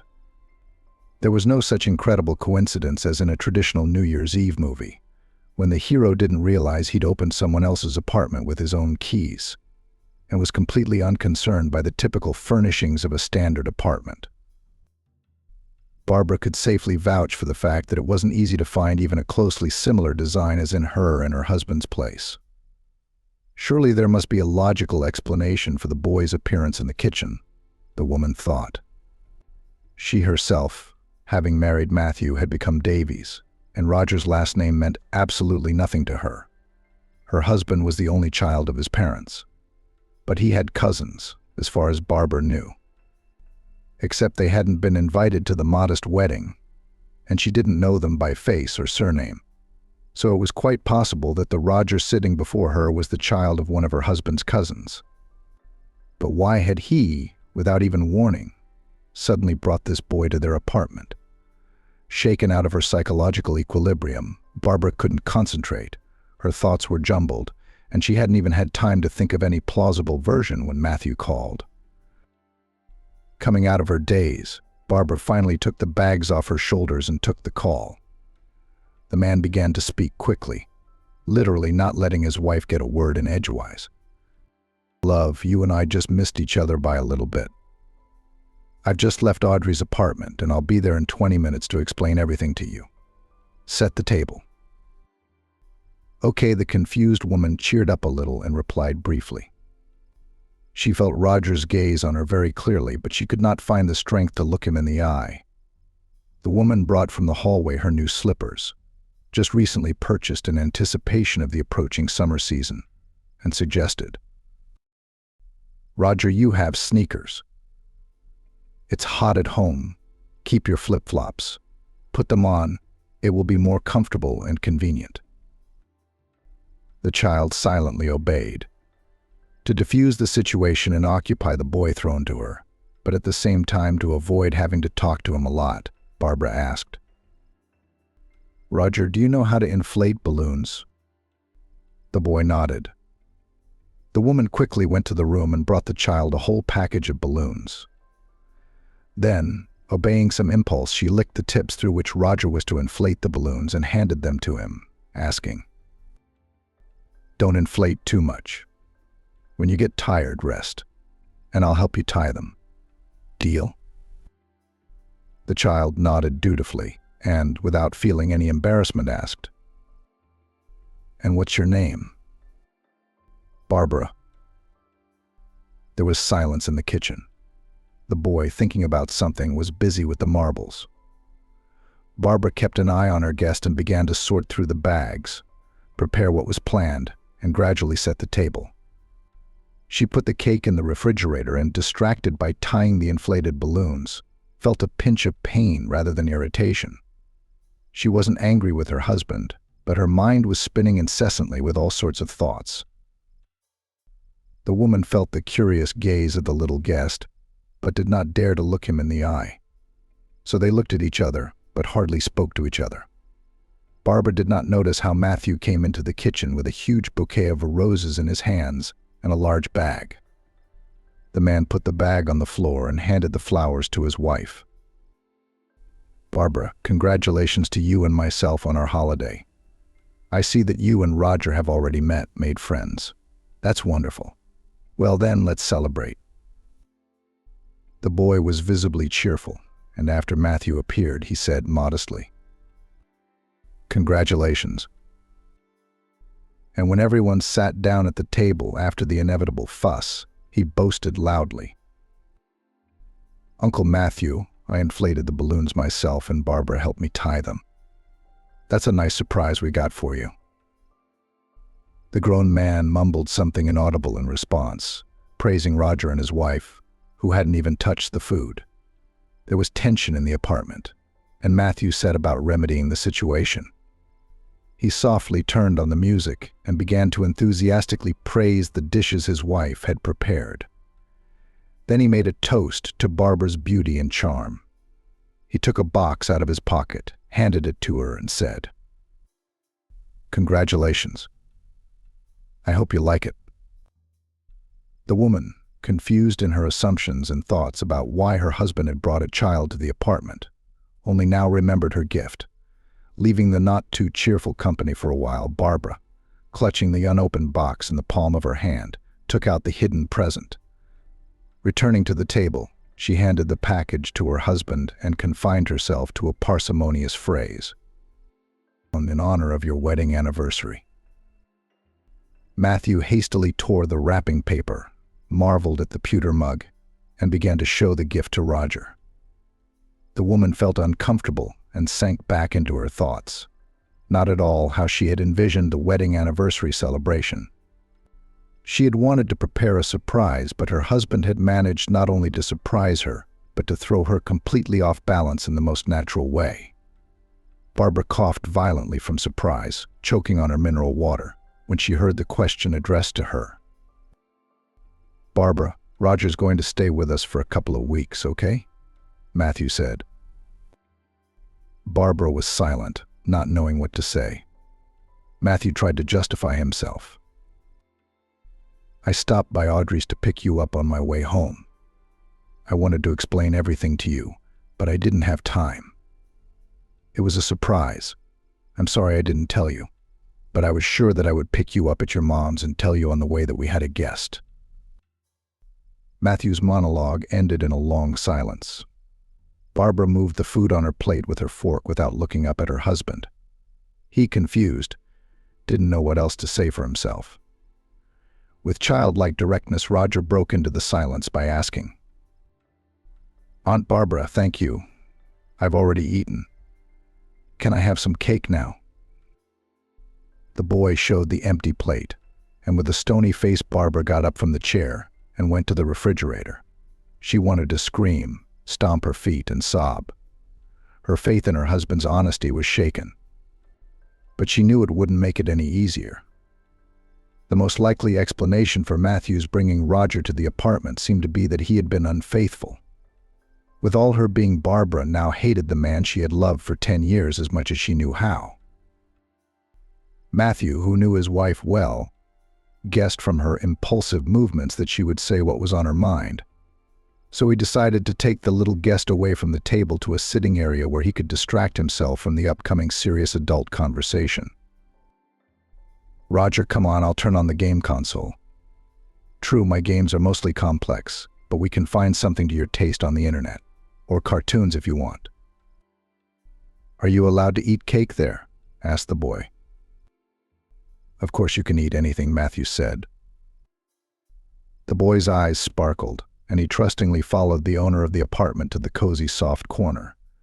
Barbara, having heard the conversation between her husband and the guest, cut a large piece of cake, carefully placed it on a plate, turned on the electric kettle, and carefully watched it boil. The click of the kettle turning off brought Barbara out of her reverie. She was making tea. The woman placed a cup of the delicious beverage, sugar and spoon, and a plate of cake on a tray, then carried it to a table near the play area of the apartment. Matthew was showing Roger a collection of computer games, but the boy, who was clearly well-mannered, broke away from the fascinating activity and thanked. "Thank you very much." Barbara nodded and turned and walked away. When Matthew came into the kitchen, he found Barbara sitting on the floor, holding a pair of children's sneakers. Tears were rolling down her cheeks. The man tried to make a joke. "Barbara, what's wrong with you?" A child with dirty shoes walked into the kitchen. "Now, robot vacuum cleaner, turn on, let him work. It's no big deal. It's nothing. Why get upset over a little dust? Especially since it's a holiday." Barbara looked at her husband in a way that made him uncomfortable and said quietly, "Matthew, I think I've told you repeatedly that I don't want to be in the same space with the children for too long. It's beyond me. There must have been good reasons for what you did, or, as you put it, for the surprise. and you're understandable. But I'm sorry, I don't have the slightest desire to deal with any of this today. I'm going to go to my mother's and stay with her for a while. Matthew could not understand the reason for such a categorical decision of his wife, but he saw that Barbara was on the verge of a nervous breakdown, so he suggested, "Barbara, I'm really very guilty for not warning you, but I can explain everything. I think that when you hear me out, you'll realize that I couldn't have done anything differently. I'll wait until you're ready to talk." Suddenly, the woman gently put down the children's sneakers, wiped the tears from her cheeks with the back of her hand, and went to the door, as if she hadn't heard her husband.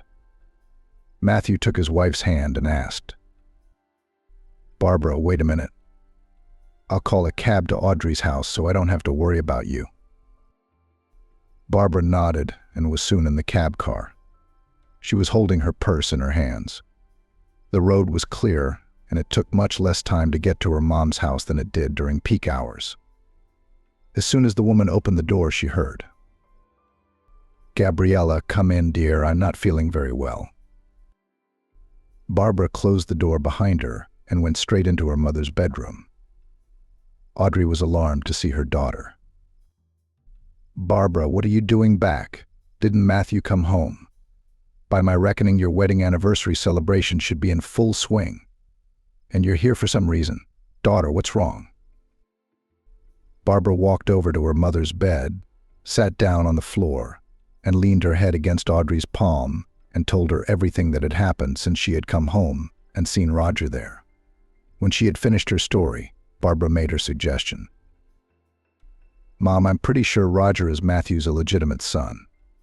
The boy looks to be about 6 years old. So my husband cheated on me and had the nerve to show me evidence of his infidelity on our wedding anniversary."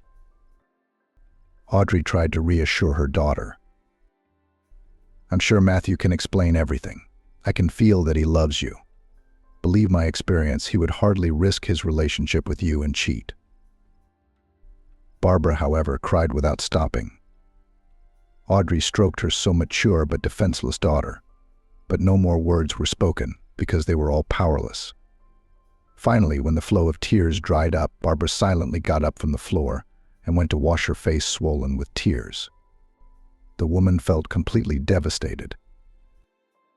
Returning to her mother's room, Barbara confessed, "I'm very tired for today, and I don't mind lying down." Audrey did not object and suggested, for example, to talk some more and have dinner. She realized that her unhappy daughter needed to rest. "Of course, Barbara, but let's get you and me something to calm you down." "Of course, Barbara. Valerian, at least. It would do you and me good." Barbara complied with her mother's request and went to bed. The nervous tension was so intense that the woman passed out and woke up when the clock read 10. She jumped up on the couch and rushed to the kitchen, where she caught Audrey's mother preparing the batter for pancakes. "Good morning, daughter. You're just in time. Are we having breakfast now?" The women made pancakes in 4 hands and, as if they were in agreement, never said a word about yesterday's situation. As Barbara was washing the dishes, Audrey asked, "Daughter, please go to the theater with Gabriella. She has 2 tickets to a very good play, great seats in the parlor. Her niece gave them to her for her birthday. They were supposed to go together. And then, as luck would have it, her niece got sick. The rest of the family can't keep Gabriella company. Some of them are called away on country plots, some are on a business trip. So the ticket's gone. It's a shame." Barbara shook her head. "Mommy, I don't want to go anywhere. I'm not in the mood." However, if Audrey had something on her mind, she knew how to insist on her own. "That's why you should go, because you're not in the mood. Art is great at switching thoughts in your head and changing emotions. Please, daughter, not for the sake of the missing ticket, but for me. I want to." Barbara had to comply with her mother's wish. However, she refused the offer to run to the hairdresser beforehand and get a new haircut.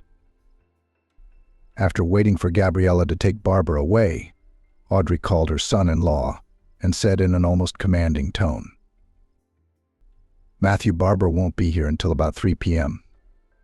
Come over, we need to talk." The man did not resist, but warned, "Audrey, I'll be there, but I don't have anyone to leave Roger with. I don't think I can find a nanny, but I wouldn't trust the boy to someone I don't know, so I can only come with him. Do you mind?" The woman sighed. "I don't mind. Me. Great. Then Roger and I will be at your place in half an hour." 30 minutes later, Audrey, carefully reaching the door, leaning on a walker, let Matthew and Roger into the apartment. The man introduced the child, and the boy Roger said a polite hello. Mistress Audrey tried not to betray her incredible excitement and hospitably invited Roger into the kitchen. "Come in. I have a TV and cakes waiting for you. Do you want cocoa or tea?" The child announced that he tastes most delicious coffee, but it is not allowed for children to drink this drink often, and he will drink tea because he is too old for cocoa. Audrey almost laughed out of surprise, but she got her emotions under control in time and, turning to Matthew, asked, "Can we give Roger some tea too?" And she was more like a treat. It's almost like coffee. The boy rejoiced. "I want to try this drink. Matthew, may I?" And Matthew said yes. As the hostess deftly prepared the treat for Roger, the man handed the boy his smartphone and explained, "I need to talk to Audrey. You, please stay here. Eat the treats, play on your phone, maybe even watch some videos on the internet for a bit." Good, sure, where there are words. I'm perfectly capable of being unsupervised, don't worry. Observing this picture, Audrey could barely restrain herself from crying. Hiding her emotions, she slowly walked toward the room, which was old-fashionedly called the hall. Matthew followed her, eager to find out what Audrey wanted to talk to him about. The woman sat down in an armchair, and the man sat on a sofa across from it, so that the conversation could be carried on comfortably. The hostess looked at her son-in-law attentively, but he did not endure long and asked without preamble, "Audrey, will you explain to me why Barbara reacted so inadequately to Roger's appearance in our apartment? Will I admit my guilt? If anything, I did not warn her. But we're adults. Instead of having a calm conversation, she basically just ran to you. Is that normal?" The woman did not interrupt the indignant speech of her son-in-law, but his question was not in a hurry to answer, and asked a counter-question. "Before I start a difficult conversation to try to help my daughter to keep the family, I need to be sure that it makes sense. Tell me the truth, Matthew. Is Roger your illegitimate son?" The man's outrage was unparalleled. "No, of course not. I've never thought of cheating on Barbara. I love her very much, I respect her, but her attitude towards children is starting to scare me. Roger was in our apartment because of a desperate situation, but Barbara didn't even try to get along with him. Although, as you may have noticed, he is a well-mannered, bright, and charming boy." Matthew's answer calmed the worried Audrey, and taking a deep breath, as if preparing to make a parachute jump, she decided to tell her son-in-law the truth. "What is it?" "All things secret, as they say, come to light. As a husband, you have the right to know why my daughter avoids contact with children. I think I have the right to tell you her story, which at first seemed like a happy fairy tale, and then turned into a terrible nightmare that destroyed the usual life. Barbara grew up a wonderful and clever girl, and was a real joy for me and my husband. We had no problem to arrange her to study in one of the best gymnasiums in our city. The income of our family and the positions held by me and my husband allowed Barbara to be her own among the same, as they say, golden youth. However, the gymnasium had a very strong teaching staff, and grades were not for sale, as you might think. Children were skillfully interested in learning, and our Barbara was one of the best students in the class. She was even made a tutor for her desk mate Frank. The boy was from a very good family, quite influential in our town. His dad was a district attorney, and his mom was in the same department in the last position.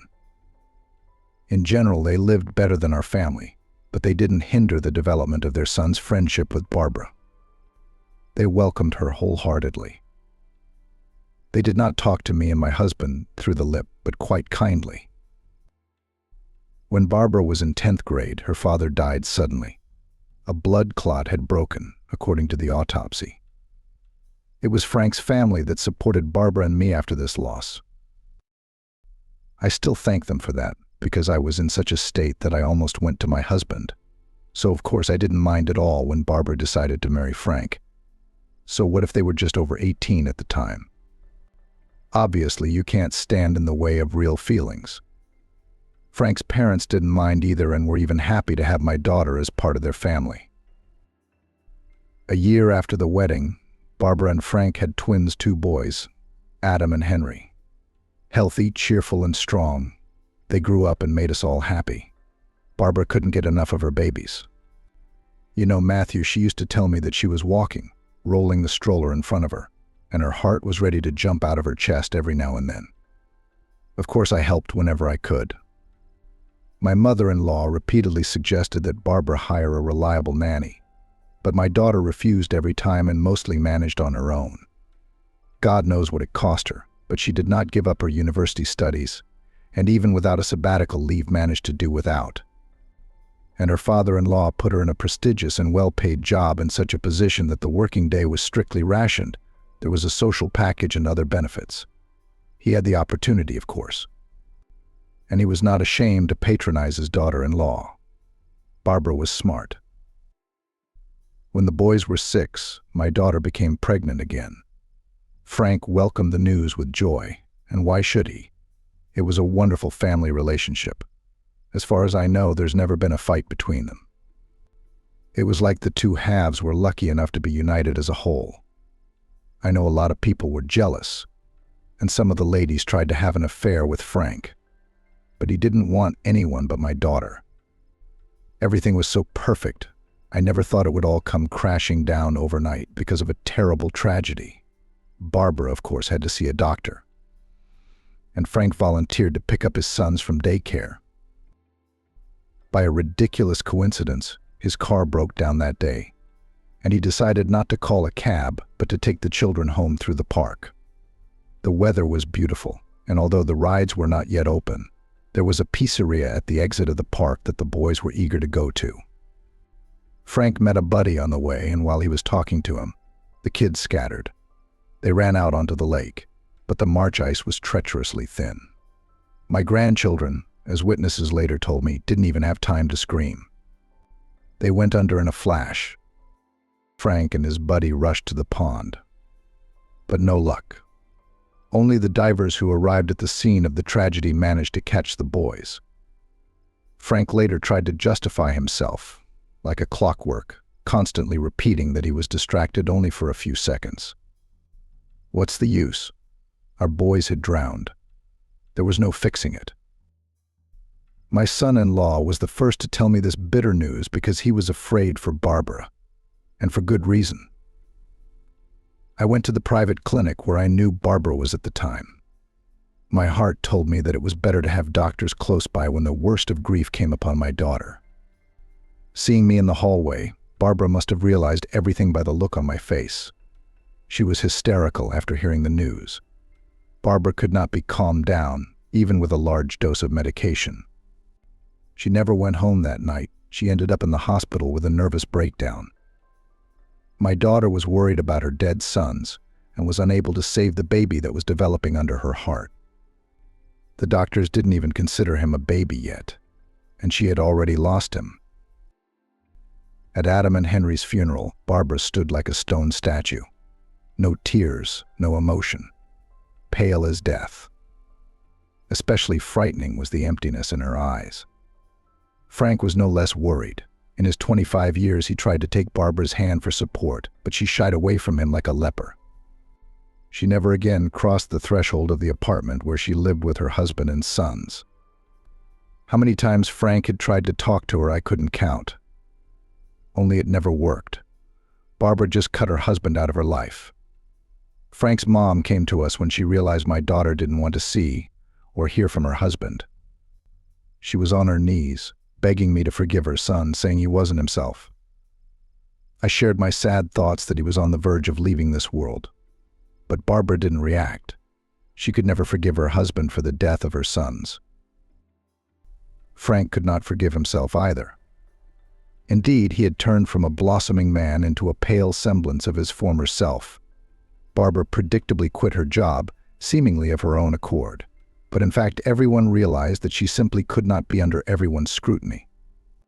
To make matters worse, an unusual and unexpected problem had arisen. The daughter was approaching hysterics. It was worth it to go outside and see the child. She would change her route, but it was impossible to absolutely eliminate the possibility of meeting children. One day, Barbara and I were riding in the elevator, and a neighbor with a baby came in with us. Everything seemed fine, but I wasn't too happy. After the neighbor got off the elevator, I looked at my daughter and saw that her chin was bleeding. So hard she bit her lip trying to hold back a tantrum. After this incident, my daughter stayed at home all day and night for almost a month. Even a special doctor, the best of the best, I called home. There were changes, but not quick and not at all positive. After a period of apathy, my daughter became aggressive. It was as if she had developed an obsession, and the medications prescribed by the doctor couldn't handle it for long. Barbara would take the pills for a few hours, become apathetic. Then she'd start thinking about something, pacing the room from side to side. Once I saw that she was looking for poison options on the net, and I was seriously frightened. I realized that my daughter had decided to deal with the unwitting perpetrator of her children's deaths. I tried to be there all the time, to keep an eye on my daughter, so she wouldn't do anything irreparable.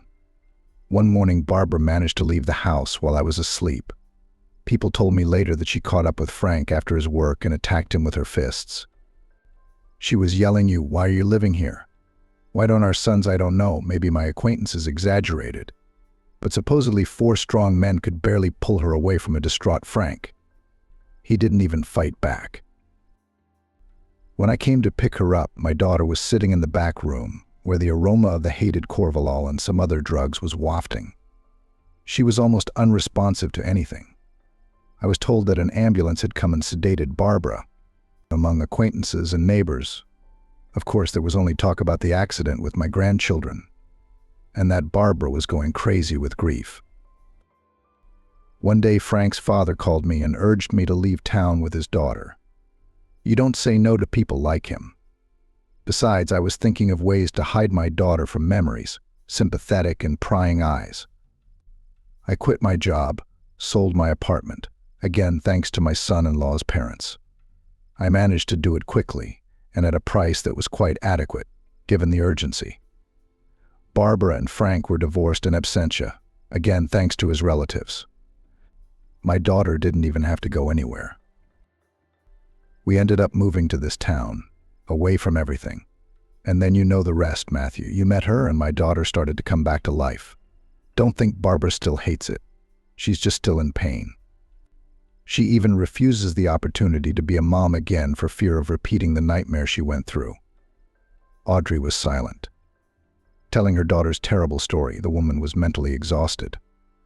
Matthew noticed how pale her face had become and hurried to the kitchen to fetch her some water. Roger was playing on his phone, and the man stroked his head, refilled his glass, and returned to Audrey in the hall. "Sorry, what made you remember everything?" he asked.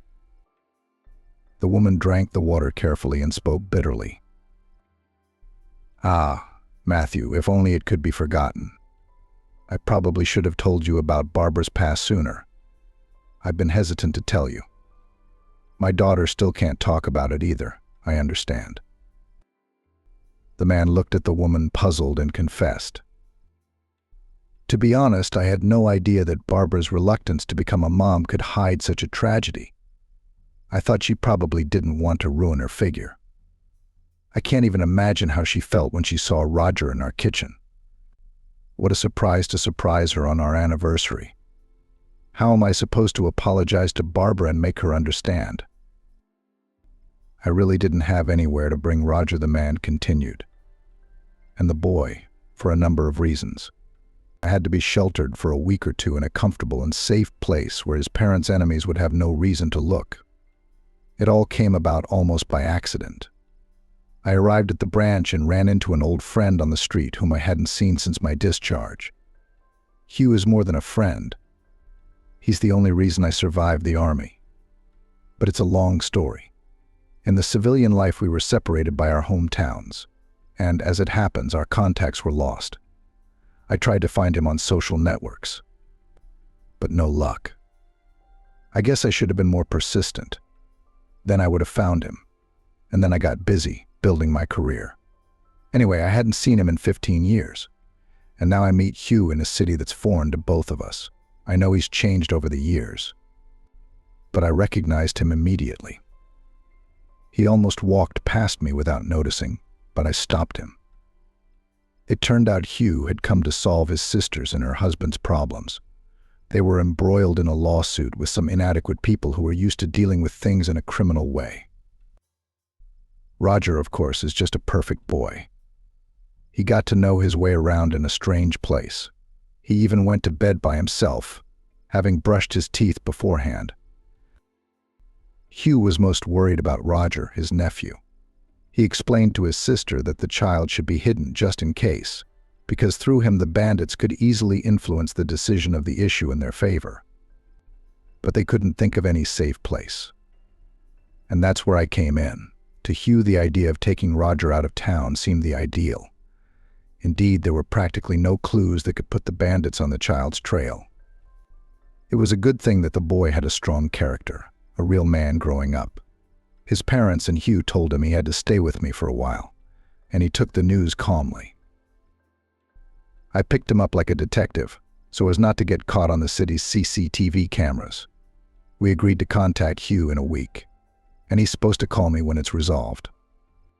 Roger and I are very easy to talk to, but I have to work on Monday, and I can hardly take him with me. I don't know what to do now, the man said. Matthew was silent.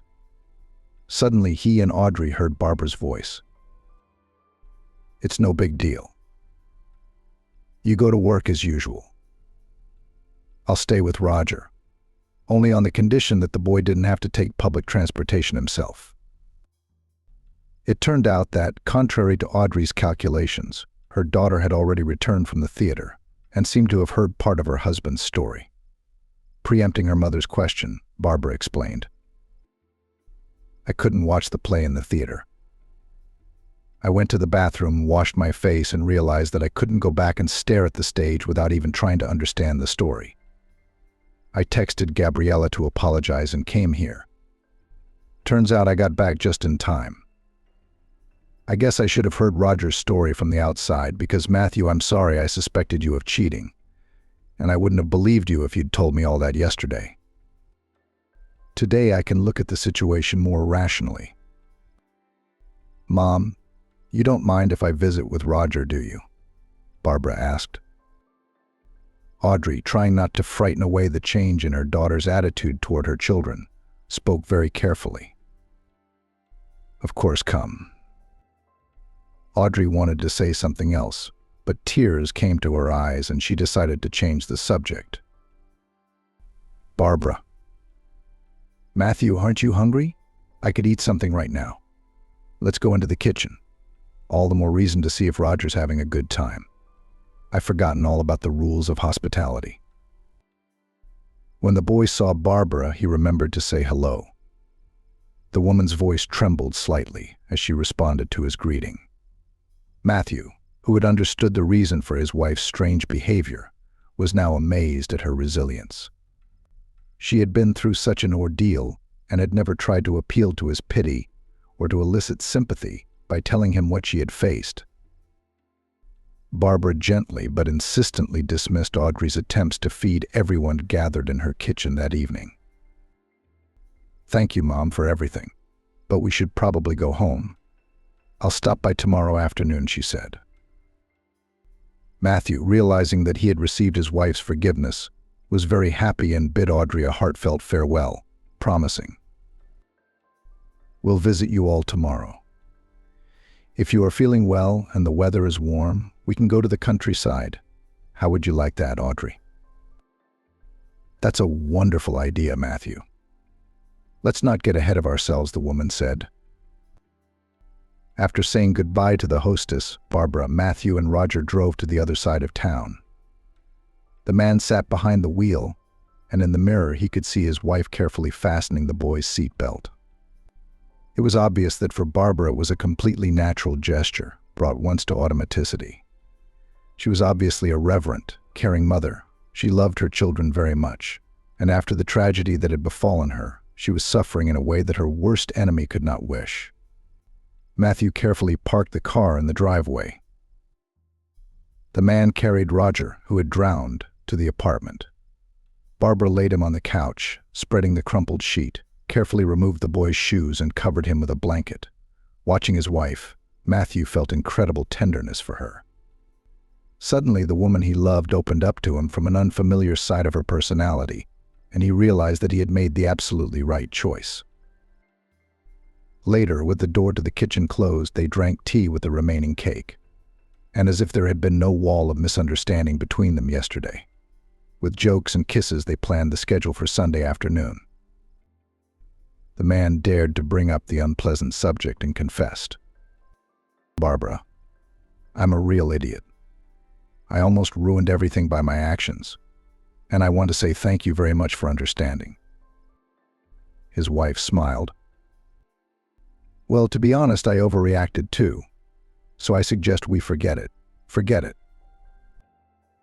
The weekend passed cheerfully, and even better than the spouses expected. They managed to get Audrey out for a walk, who was much less happy about the sunny May day than she was about her daughter's happy eyes. Barbara was happy to answer Roger's questions and to keep an eye on him to make sure he wasn't in danger. Neither her mother nor her husband dared to reproach her for her hyper-opaque behavior. Roger did not seem to mind at all that he was surrounded by the utmost care. By agreement with Barbara, he called her by her first name without using the word aunt, and he seemed quite pleased with his unexpected journey. When they had brought Audrey home after the entertainment, the trio had to wait, for there was no chance of leaving the woman without being fed. No one minded, however.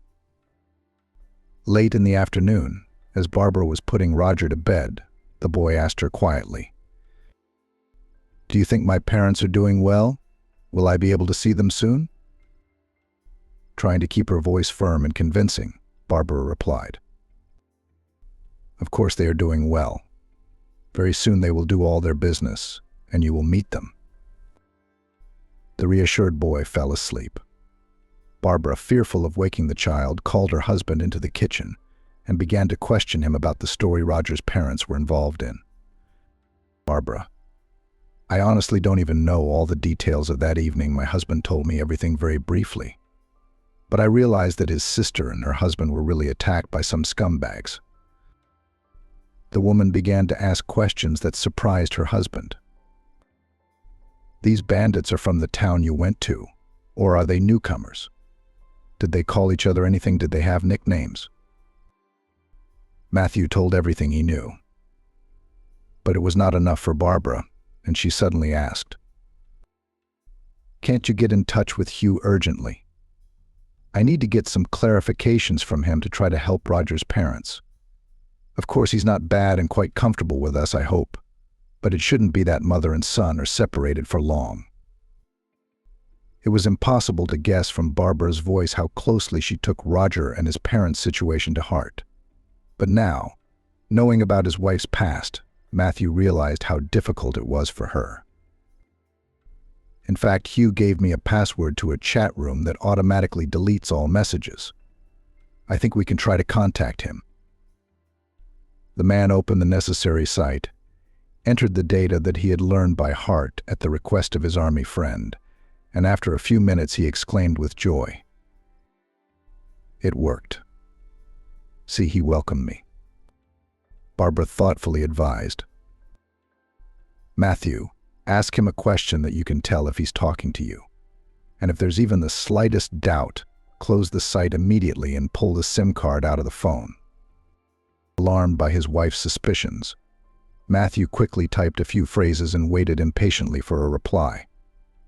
After reading the message he received, the man exhaled a sigh of relief. It's okay. It's definitely Hugh. He answered with our code phrase. Barbara nodded and asked, Okay, text Hugh that your wife will be texting him now. And give me the phone number. I'll find out everything I need to know from your friend. No longer surprised by anything, Matthew handed the smartphone to his wife. She texted with someone she didn't know for quite a while. Then she grabbed a pen, quickly wrote down a number on a bread wrapper, tore off a piece of paper with numbers on it, clutched it in her hand, and handed the phone to her husband. Barbara left the kitchen and headed for the bathroom, which had the best noise insulation in the apartment. After taking a few deep breaths, the woman dialed her former father-in-law's memorized number. But the phone was unavailable. Barbara gathered all her will and dialed her ex-husband's number. Soon his voice sounded in the receiver. Hello. Don't be silent. Frank, it's me, Barbara. Her voice trembled with excitement. Barbara, it's good to hear from you. The man's demanding tone softened considerably. My father is abroad, but if you tell me what the problem is, I'll do my best to help you. I am now working in the regional prosecutor's office, so all my connections are at your service. Thank you, the woman replied and told me everything she had learned, dictating the number she had written down. Okay, Barbara, I get it. It's not the easiest thing in the world, but it's manageable. I think in the end, for every scumbag, there's a more powerful force. I'll try to help and warn this acquaintance that I'll call him tomorrow or the day after tomorrow, depending on how things turn out. He'll be able to take the call from his cell phone. Thank you, Frank. Without waiting for her ex-husband's retort, Barbara ended the conversation and washed her face with ice water, hoping that it would bring her at least a semblance of composure. During her conversation with Frank, she wanted to apologize to him, but she couldn't. The bitter resentment of his neglect, which had caused her to lose her children, still burned her heart. At the same time, Barbara was well aware that without the intervention of her ex-husband, who had extensive connections in the area, Roger's family was practically doomed. And she wanted to keep the boy safe and try to save his parents. For a while, Barbara sat in the bathroom, equalizing her breathing with exercises. Seeing that an hour had practically passed, she returned to Matthew in the kitchen and informed him of what Frank had said. The man texted his friend the information he had received from his wife and hugged Barbara tightly. He saw how exhausted the woman he loved had become in the last hour and didn't know how to help her. He wanted to protect her from all adversity. Instead, Barbara had to turn, as Matthew easily guessed, to the man who had nearly destroyed her destiny to the ground. The conversation stirred the woman. She released herself from Matthew's embrace and automatically began clearing the table, not paying attention to the fact that she was sending her husband's completely untouched food into the trash.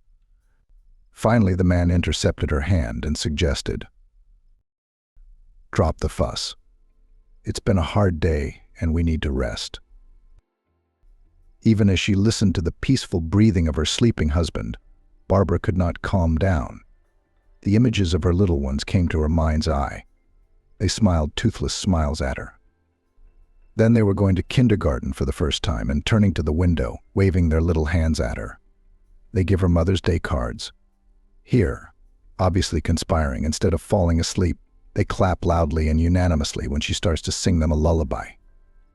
How many pleasant moments there were, so carefully stored somewhere far away in the memory. And so rudely all had been crossed out by an accident. How many times she had warned her sons not to take risks. And they still wouldn't listen. But what was the use of being angry now? You can't get the water back. Their father is now the only hope that Roger will soon be able to hug his mother. At least let Frank be able to help this complete stranger to Barbara. Bab, bab, bab, Roger mumbled, and Barbara slipped out from under her husband's arm and hurried to the boy. Carefully she adjusted the blanket, which he had almost thrown to the floor. Felt Roger's forehead, frightened that the child had spiked a fever, and breathing a sigh of relief, sensing that, from her experience, all was well. Roger opened his eyes and Barbara sat down on the edge of the couch and hummed softly a lullaby. The boy had long since fallen asleep, but the woman remained seated beside him. She wanted the child to return to his parents as soon as possible, and at the same time she realized that she would desperately miss spending time with him. As the sky, visible through the slit between the curtains, lightened, Barbara went quietly to the kitchen to make herself some coffee and work on her papers, because there was no point in going to bed. In these lucid hours, maybe somewhere far away, were already deciding issues directly related to the fate of Roger. But Barbara was powerless to influence anything.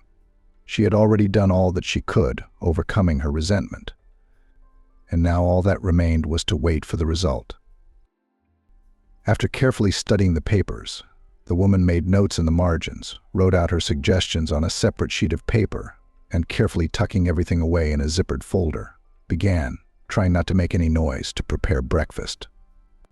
She had already decided to ask Audrey's boss to excuse her, so as not to tire the boy out too much by moving around unfamiliar places. After waiting for the time to send messages, Barbara typed to Audrey that she would send the prepared documents through her husband. She began to think about what she could do to please the little guest, who of course was worried about being separated from his parents, although he was trying to be a good boy. When Matthew, who had showered but was still yawning, came into the kitchen, Barbara had almost everything ready. She invited her husband to the table and asked, "Matthew, stop by on your way to Jack's and give him the file for me. I've already warned him that I won't be able to stop by work for a few days. And if there's anything that needs to be reviewed, have him email it to me or have it forwarded through you. As a last resort, of course, I'll come over. But I don't want to stress Roger out. I was going to take him to Audrey's mom's and then go to the Children's Entertainment Center. Why does he have to play on the computer all the time? Let him have fun, let him have fun, let him have fun, let him have fun. Keep his mind off the sad stuff. He was having nightmares at night." Matthew agreed to his wife's plan, and after quickly swallowing his breakfast, he thanked her and began to get ready for work. Roger woke up much later, but Barbara didn't think to wake him up. She wanted the boy to feel no discomfort. The woman fed the child and then suggested, "Let's stop by my mom's for a while and then we'll go somewhere to rest." Barbara received a text message on her phone, and she smiled when she saw the notification that the money had been deposited. Matthew made sure his wife didn't have any financial problems. The woman smiled and asked the boy, "Would you like me and you to go to an amusement park? It's not far from the city, and there are many different options for a fun vacation, a laughing room, rope courses, and I think even a climbing wall. Do you like that kind of active entertainment? Or maybe you prefer a movie? That's no problem either. I haven't seen a movie on the big screen in a long time." Roger confessed embarrassedly, "I'd rather go to an amusement park, to be honest. So that's where we'll head." Audrey was delighted when her daughter came to see her with the boy. It meant that Barbara believed her husband and didn't go out of her way to demand that the child be placed somewhere because of her traumas and memories. She could see that Barbara seemed desperate even after her brief interaction with Roger and barely got them to leave as soon as possible. "Daughter, I feel just fine today. Go have fun. I'll call you if there's anything, of course. In fact, don't worry about it. Really, I have more energy today after yesterday's walk." Audrey turned to the boy and asked Roger, "I beg you, rest well for you and for me." The boy nodded gravely and promised, "I'll have Barbara take pictures and send them to you. You have an advanced smartphone, don't you?" The woman smiled and praised. "Well done. That's a great idea. I'm sure I'll have fun with you." Barbara checked. Do you have a charged cell phone? Barbara reassured her mother, saying she could recharge her phone in the car at any time. Soon the guests left Audrey, and she, left alone, began to dream that her daughter would finally decide to be a mom again. It was obvious to the woman that Barbara could perfectly find a common language with children. She had suffered for so many years, purposely avoiding contact with them. Let everything turn out well for the injured girl, Audrey pleaded, hoping aloud that the plea would be heard somewhere upstairs. Barbara, driving with particular care, was taking Roger for fun and felt the weight of the responsibility she had voluntarily taken on. The boy had first of all asked to go on the rope course, and the woman had agreed. She wanted to grab the child in her arms and hold him in her arms. Barbara watched the boy and took photos from time to time, but she didn't dare to distract herself from sending especially expressive pictures to her mother. It seemed to the woman that if she took her eyes off the boy for even a few seconds, something bad would happen. The thought crossed her mind of the degree of desperation Roger's mom was in if she agreed to give her son to a near stranger. Such an act could only be dared because of the real threat to the child's life and health. So she, Barbara, had no right to let down a woman about whom she knew the bare minimum of information: name, surname, age, and the fact that the unfortunate woman, together with her husband, had gotten involved in a story from which she could not get out on her own. Barbara, however, was in an even more advantageous position. Erin, Roger's mother, knew even less about the people who had taken her son in. The fun-filled Monday had flashed by without a second thought. The boy, tired from his many outdoor activities, fell asleep after a hearty dinner and rested peacefully until morning without crying out or waking up. Matthew and Barbara chatted quietly in the kitchen. The woman spoke enthusiastically about how bravely Roger had conquered the rides and showed pictures. "Tomorrow I want to take our guest to our museums after his visit to his mother, and then go to the movies. Or vice versa, whichever Roger wants. If you can join us, it'll be fun. He's so funny, and sometimes he has such deep thoughts. He told me today that adults try to look serious on purpose so that they'll be afraid and no one will bother them. Can you believe that?" The man agreed that there was something reasonable in that conclusion. "And I suggest, Barbara, let's go to bed like Roger. Because tomorrow I expect it's going to be just as busy." Neither Tuesday nor Wednesday brought word from Frank or the boy's relatives. Although the child attended all sorts of entertaining and educational establishments, his mood grew worse every day. He became more and more reflective and sad. Matthew and Barbara realized that the boy was missing his family more and more, but they could not influence the situation. Only on Thursday, when Barbara and Roger were visiting Audrey, the long-awaited call came. Frank informed his ex-wife that the main difficulties were over and warned. "There are still a few things to be resolved, but that's minor. The main thing is that the boy is no longer in danger. His parents have already left in the direction of the city where you now live. I warned them to call you in advance, as they will arrive, and clarify the address. Anyway, I'll take this case to the final point, of course. Don't worry." Barbara thanked her ex-husband profusely. "Thank you, Frank, and forgive me for everything." The man's voice was ringing as he replied to the woman he had hurt so much. "Barbara, you don't know how glad I am to hear from you, even if it's for such an occasion. I wish you happiness, and if you need anything, don't hesitate to contact me.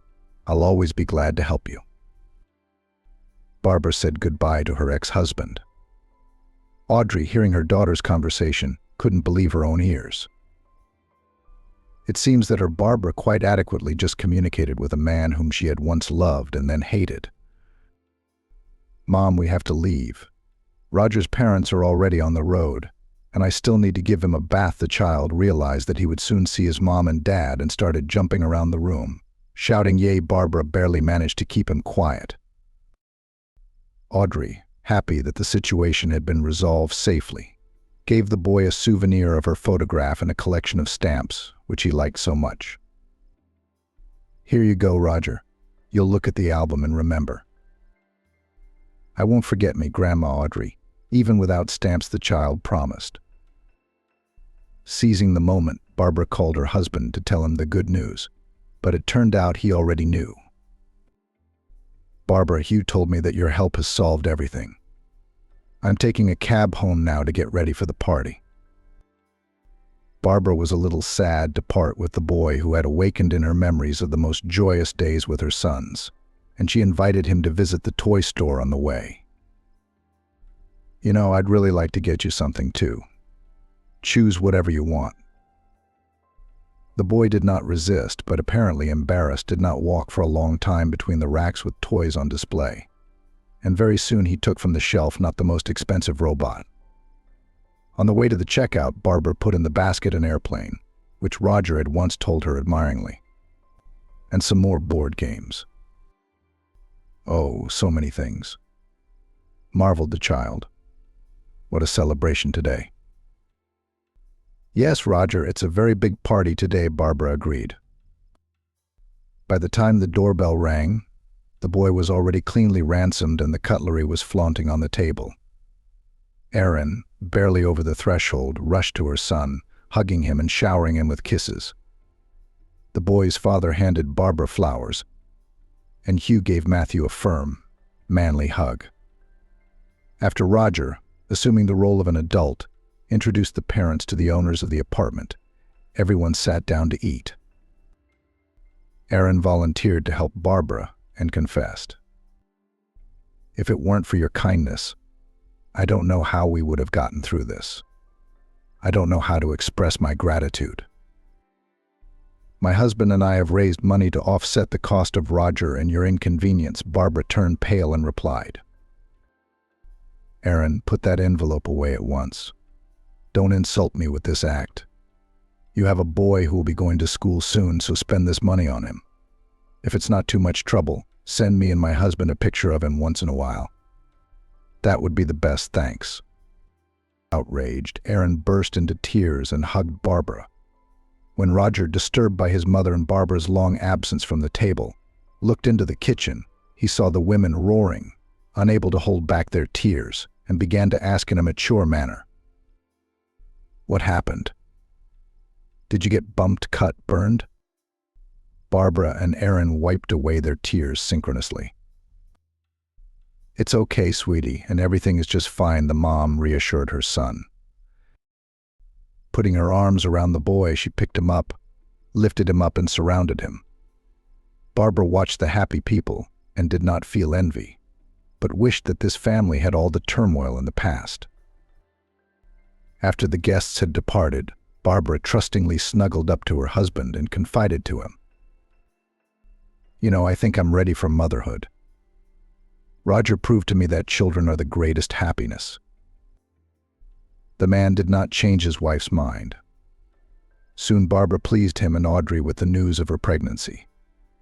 Exactly on time and without any complications, the woman gave birth to a daughter. The girl was named Sharon in honor of Matthew's army friend, and as a symbol of victory over the terrible memories of the past.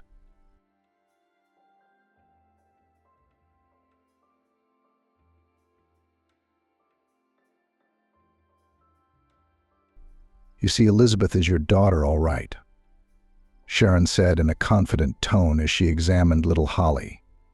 She had just turned 2 months old, but she seemed to have grown a couple of centimeters since her last visit. But thank goodness, the young mom exhaled with relief. "Thank you, Sharon, for coming right away. As soon as I saw the rash, I started imagining all sorts of horrors. I thought of all kinds of things." "And do not need unnecessary imagination," said the pediatrician after checking the arms and legs of the baby for the last time. "It is better to call me right away, and then you yourself are nervous, and the child with his mood worry. She feels everything, even though she's just a baby. Right, Holly?" Sharon smiled at the baby, and she bounced happily in response. "Oh, what would we do here without you?" Elizabeth said sincerely, putting her hand to her heart. "How good it is that they send such wonderful and caring specialists to us in such a remote area." Sharon said nothing. She smiled politely and began to pack her medical case. The woman turned 35 this year, but she worked and lived in a small southern village lost in the depths of Siberia. For almost 2 years now, Sharon had been assigned a small, bright house and her own office in the local hospital, the only one for many dozens of kilometers around. Despite the fact that Sharon, being a native of Moscow, was accustomed in her work and daily life to completely different conditions, the modest and somewhere even harsh life of the Siberian wilderness did not frighten her at all. The woman found in such an existence a kind of special spirituality, like that felt by monks, praying in their ascetic cells in ancient monasteries. Sharon. Wait. The pediatrician heard a familiar voice behind her. Charlotte. A kind-hearted, blonde-haired woman who worked on a local farm was hurrying toward her, carrying a large, labeled can. Charlotte, don't shout like that. You mustn't shout. You might fall, she said, looking at the woman rushing toward her. The milkmaid only waved her hand. What can I do? We're all used to it here, Charlotte said, puffing out her breath after a brisk walk. Sometimes you rush in at dawn, don't you? You think she'll be all right, especially if she's expecting a calf. Sharon, I brought you some fresh milk, said the villager, holding out a can to the pediatrician. It was a particularly good milk yield. No, Charlotte, no need, tried to refuse the doctor. But the milkmaid was very persistent. Take it, she shook her head. Do you know how much of this stuff I have at home? But you still need it more. Your work is so important. You treat our children every day until night on rounds. It's not just milk, it's nothing. Charlotte just did not spit on the ground from irritation, remembering the previous pediatrician. For you, do you know what kind of doctor she was? She basically didn't care about the kids. Only did what came to the hospital to gossip, all the gossip we'll discuss. She'd put all kinds of makeup on her face and twirl her tail in front of our paramedic. Sharon hurried to take the can and thank the woman. She sensed Charlotte was about to get back on her favorite horse, and so she did. But whatever that St. Petersburg goat does, Charlotte continued to rage, no matter how much she tortured him. Vincent wouldn't even notice her, for crying out loud. I hear you, Charlotte, but I really have to go. I've got a lot of paperwork to do at the hospital. But Charlotte was unstoppable. She couldn't rest until she'd spoken her thoughts and feelings to the end. That was her broad country nature. Vincent's a different kind of bird. He's a what's-his-name, isn't he? The woman thought of the right word and was silent for a moment. Aesthete. That's not the kind of girl he wants. Charlotte looked at Sharon with a cheerful slyness and finished. Like you would find my wife quiet, calm, so that in the children of her soul to put her soul. The young pediatrician was embarrassed, feeling herself blushing to the roots of her hair. Sharon, please. Charlotte continued. You should look at him, and Vincent, as soon as he lost his wife. So consider, 5 years as a widower. He doesn't fit in here. He came to us from the capital too. Sharon truly wanted to go to hell at that moment. She quickly mumbled something about not having time.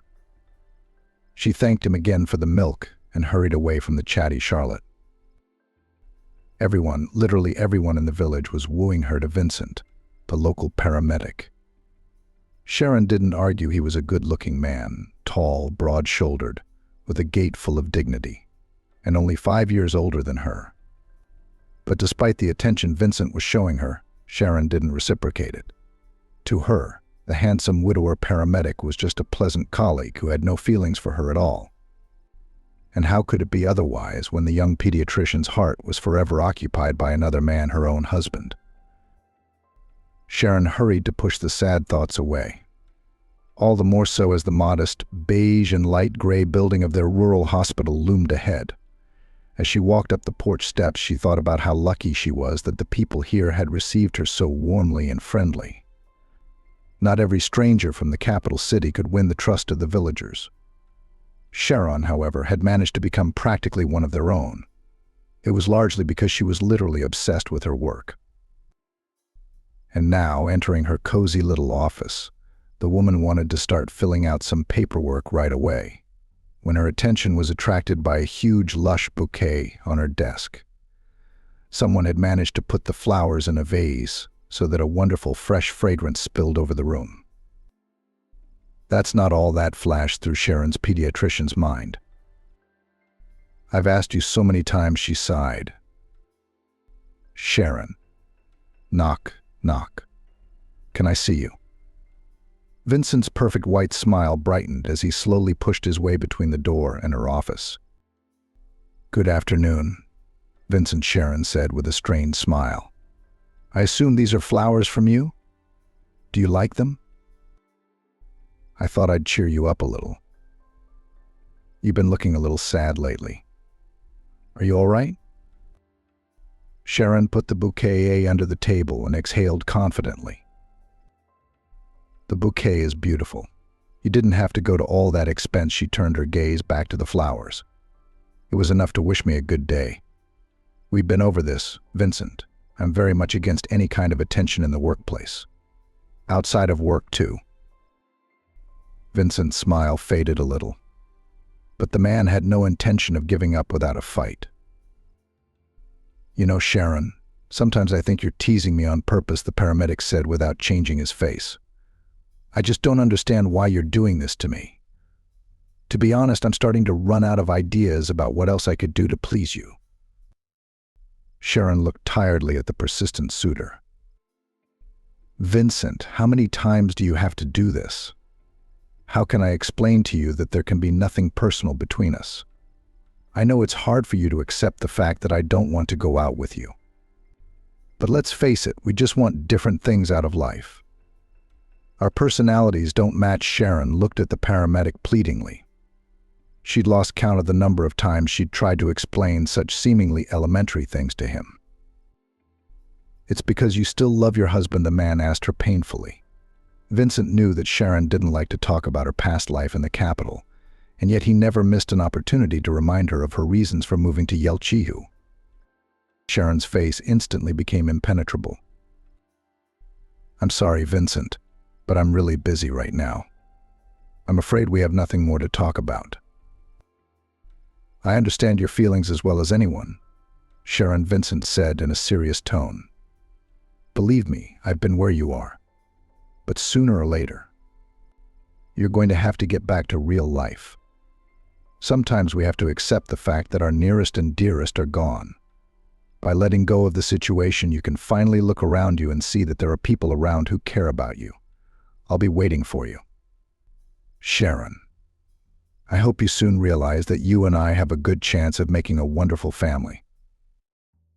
Sharon looked at the paramedic.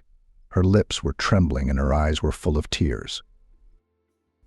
"Vincent, please." The woman cried out, pale, unable to contain her emotions, and then she burst into a womanly sob, dropping her head into her hands. "Cry, Sharon, cry," Vincent said softly as he left her office. "Maybe tears will sober you up. How many times do you have to act like a lady of steel?" The woman didn't answer him. She just couldn't talk right now.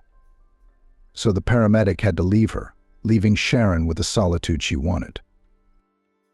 Sharon's mood was completely and utterly ruined. The pediatrician spent the rest of the day filling out the medical records of her young patients and their mothers, as well as seeing the babies in the hospital. The young woman tried to behave as usual, friendly and polite. However, there were cats on her soul. A familiar dull ache, coupled with intense anxiety, had begun to gradually fill her heart ever since Vincent had made her think of her husband again. "Ryan," she said to him mentally every time she felt unbearably tormented, "I believe we'll meet again. Let others say whatever they want. Remind me that you're probably not alive anymore. I don't believe it. I don't believe it, and I never will." You're so strong, so brave. You couldn't just die then, you couldn't." In the evening, getting ready for bed, Sharon sat for a long time in front of the mirror, looking at her face, which had stopped from heavy thoughts and worries. Who would have thought that in just 3 years the once young, energetic Sharon would suddenly turn into a grief-stricken woman whose gray hair, openly competing with the silver threads in her once perfect dark blonde hair, made her look much older and more serious than she really was. The young pediatrician used to love to read before bed, not professionally, but the most popular fiction she could get her hands on. Favor, in those days, living in the capital, the girl did not lack books. Here the maximum that she could afford was the magazine Bulletin of Medicine, and that by subscription, which she had so thoughtfully registered at the post office on the very day she moved to the village. No online store had ever delivered books to such a remote region. Yes, to be honest, Sharon was no longer drawn to the twisted detective stories or the magical adventures in a love story that she had once loved so much. The world had long ago lost all color for her, and only her work had kept the woman afloat. Immersing herself in the problems of newborns and their young, and sometimes not so young mothers, Sharon thus quenched her own pain, which every time stung her in the very center of her soul. It was worth it for the woman to remember that she herself was incapable of having children. Sharon stood up from the table where the small mirror stood, and out of the corner of her eye she noticed how thin and unattractive her figure had become. The expression that love dries a lonely woman dry described her at that difficult time in her life. She was lonely, and she loved with all her heart and soul, wholeheartedly and boundlessly, one and only one person, who most likely was no longer alive. But pediatrician Sharon Kuznetsova couldn't even bear the thought of, as Vincent put it, resigning herself to letting go. Despite all the blackest moments of her reflection, there was still a faint hope in the same heart where the unrelenting pain now lingered. The hope that lifted Sharon in the morning every day and made her believe that one day she would hear the familiar warm voice of her adored husband. That night the woman could not sleep a wink. She kept returning her thoughts to her past, to those wonderful and easy years when she and her husband were truly happy, and nothing had marred their quiet family joy. They had made great plans for the future, and were completely unaware that all their hard-won happiness could collapse in an instant. Sharon felt tears running down her cheeks again. "Oh my God," the woman whispered to herself. "Ryan, honey, I'm sorry I'm such a sentimental fool." Before the inner gaze of poor Kuznetsova again involuntarily flashed colorful pictures of the years lived with her husband, gradually plunging the woman into a strong, but so simultaneously beautiful and sad dream, which the healer of children's diseases would prefer not to see at all, so as not to be even more emotional after her imminent awakening. Sharon had once had a very different life. Bright lights of the capital, work in one of the best clinics of the city, weekend meetings with her friends, and shopping trips to fashionable boutiques. All this was an integral part of the young pediatrician's daily routine. Sharon was born into a good and respected family of doctors.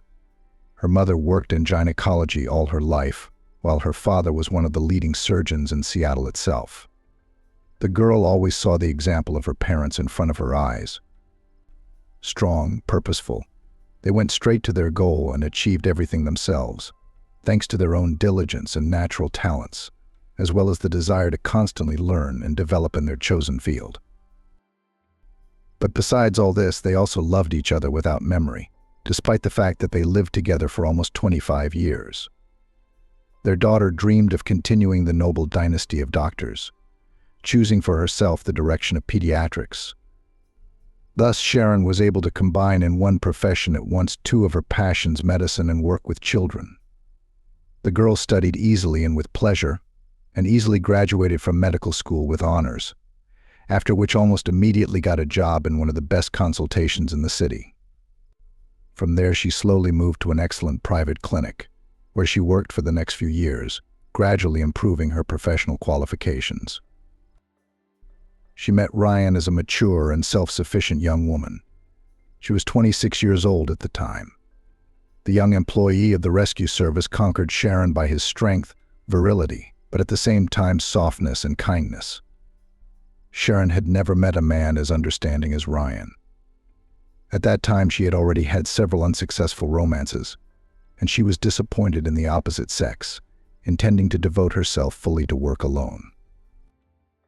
That year, she and a couple of other specialists from the clinic were sent under a general quota for training in the so-called survival course. And that's where the girl first saw her future husband. The muscular blonde instructor immediately made her heart beat faster. His neat 3-day stubble looked so natural, but at the same time stylish, that Sharon involuntarily thought to herself, is he not watching her in some special way to keep her in such an attractive condition for all women?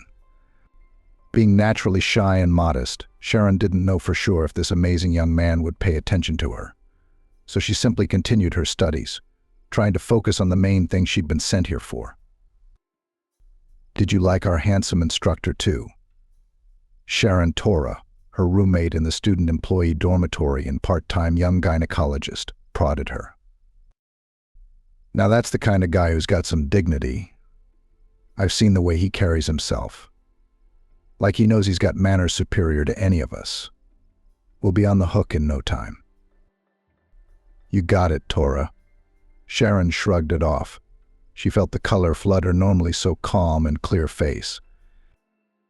"What are you talking nonsense again? He's handsome, of course, but nothing more than that," she said. "You were staring at him when he was giving CPR to that mannequin." She made a joke about her, that's all. "I imagined him doing the same to you." Tora rolled her eyes dreamily. Sharon just pressed her lips tighter together, looking down at her adorable nose. "Fuck, Tora. You look like a grown-up girl, but you're acting like a teenager, honestly. It's disgusting." "What's disgusting? You think if you act like a saint, he'll pay attention to you right away." Tora easily straightened her curly hair with her fingers. "You have to be brave, Sylvia. Now, men have long ago not modesty in women appreciate, and what is scientifically called initiative. Let others take the initiative." "I'm a fan of more classic courtship," Sharon said calmly. "If we're to meet, he'll be the first to announce his intention. And I, as a decent girl, will see if I should build a relationship with him, or if he's just a frivolous man, in a word." Tora shook her head reproachfully. "That's why Peter and Nick both ran away from you with their heels glistening. You're too picky.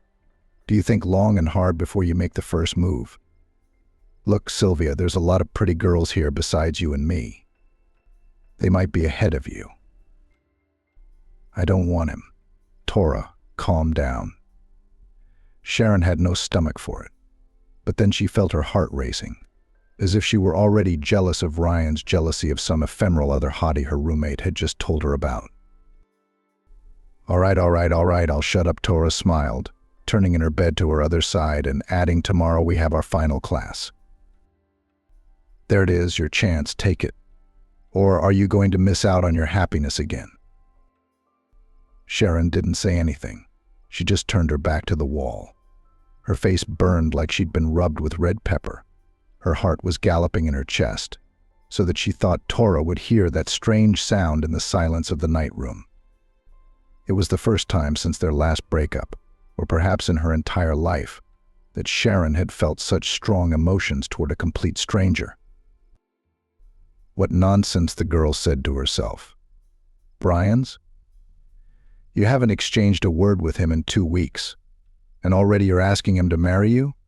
You fool, go to sleep. Tora's right. Tomorrow's the big day, the last class, which she needs to pass with flying colors. And she came here for a reason? With such exciting thoughts, the girl fell asleep that night. Strange as it may seem, the next day went quite smoothly. Sharon passed the exam with a solid A and was preparing to go with the other girls to the creative evening, organized for them by the base staff. At the moment when the girl was scrutinizing herself in the mirror, trying to make sure that the dress she had chosen was not too short for such an event, a quiet knock sounded at the door of her room. "Come in, who's there?" The girl shouted into the hallway, while adjusting the massive round earrings of silver and enamel in her ears. Someone silently came inside and stopped behind Sharon's back. The girl flinched when she saw a familiar, but unexpected reflection in the mirror. "Is that you?" "God, you scared me," Sharon exclaimed, turning around. In front of her stood the same instructor, Ryan Smith, whom she had been thinking about so often the last few days. "I'm sorry, I didn't mean to do that at all," the boy said, and lowered his stunning blue eyes in embarrassment. In his hand was clutched a small bouquet of wildflowers, which he, shyly, slowly extended to the girl. "Here, this is for you." "I'm sorry, I didn't know what kind of flowers you prefer, but we have amazing nature here. So I thought maybe the local flora would make you happy." Sharon looked up at him, her dark gray eyes wide with amazement. Ryan's face gradually flushed with a delicate blush, just as it must have done on her skin now. "It's my pleasure," she said, taking the bouquet from him. "They are really beautiful flowers, better than any roses." A shy hopefulness flashed in Ryan's eyes. "I was wondering if you wouldn't mind going to the dance with me. We're having some sort of disco at the end of the night.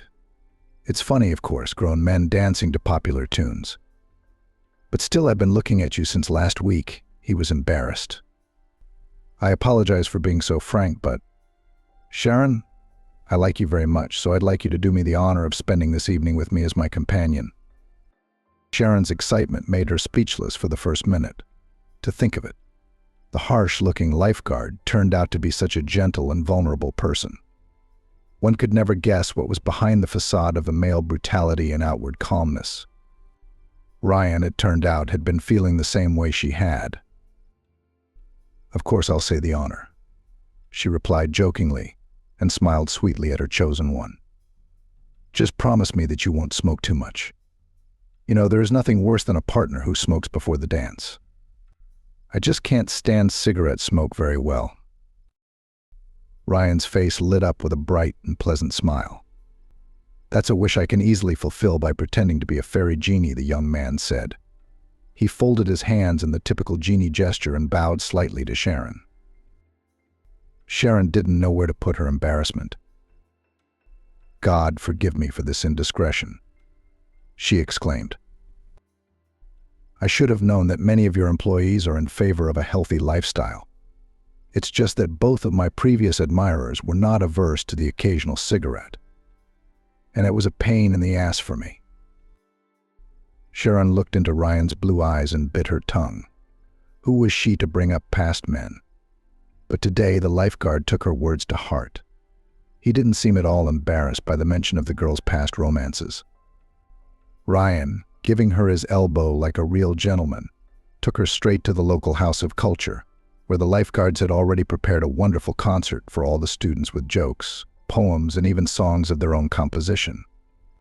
Sharon liked the latter very much and made a great impression on her.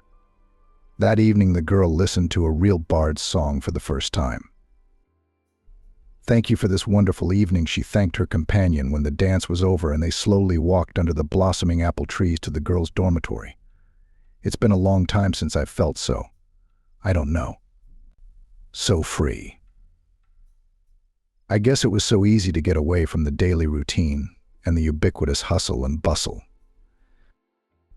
"Yeah," Ryan said, agreeing with her. "I've always felt that this place has a special energy. It's like nothing special, just an ordinary base in the suburbs. But once you get a few kilometers away from the city, it's like a whole different world. No high-rises, no shopping centers. At every step there is only a quiet, measured life, where everyone can find his real place." Sharon looked at Ryan and couldn't believe her happiness. Here he was, the man who understood her inner state more than anyone. No matter how much she loved the city with its frenzied pace of life, bright, sometimes shouting windows, ubiquitous cafes and stores, but only here, many kilometers away from the metropolis, she truly felt what life was. It was as if all her senses were heightened in an instant, giving her some secret, but at the same time so simple knowledge. Every person has a true purpose. It is only necessary to follow it at the call of your heart, and then harmony and grace will come into your life.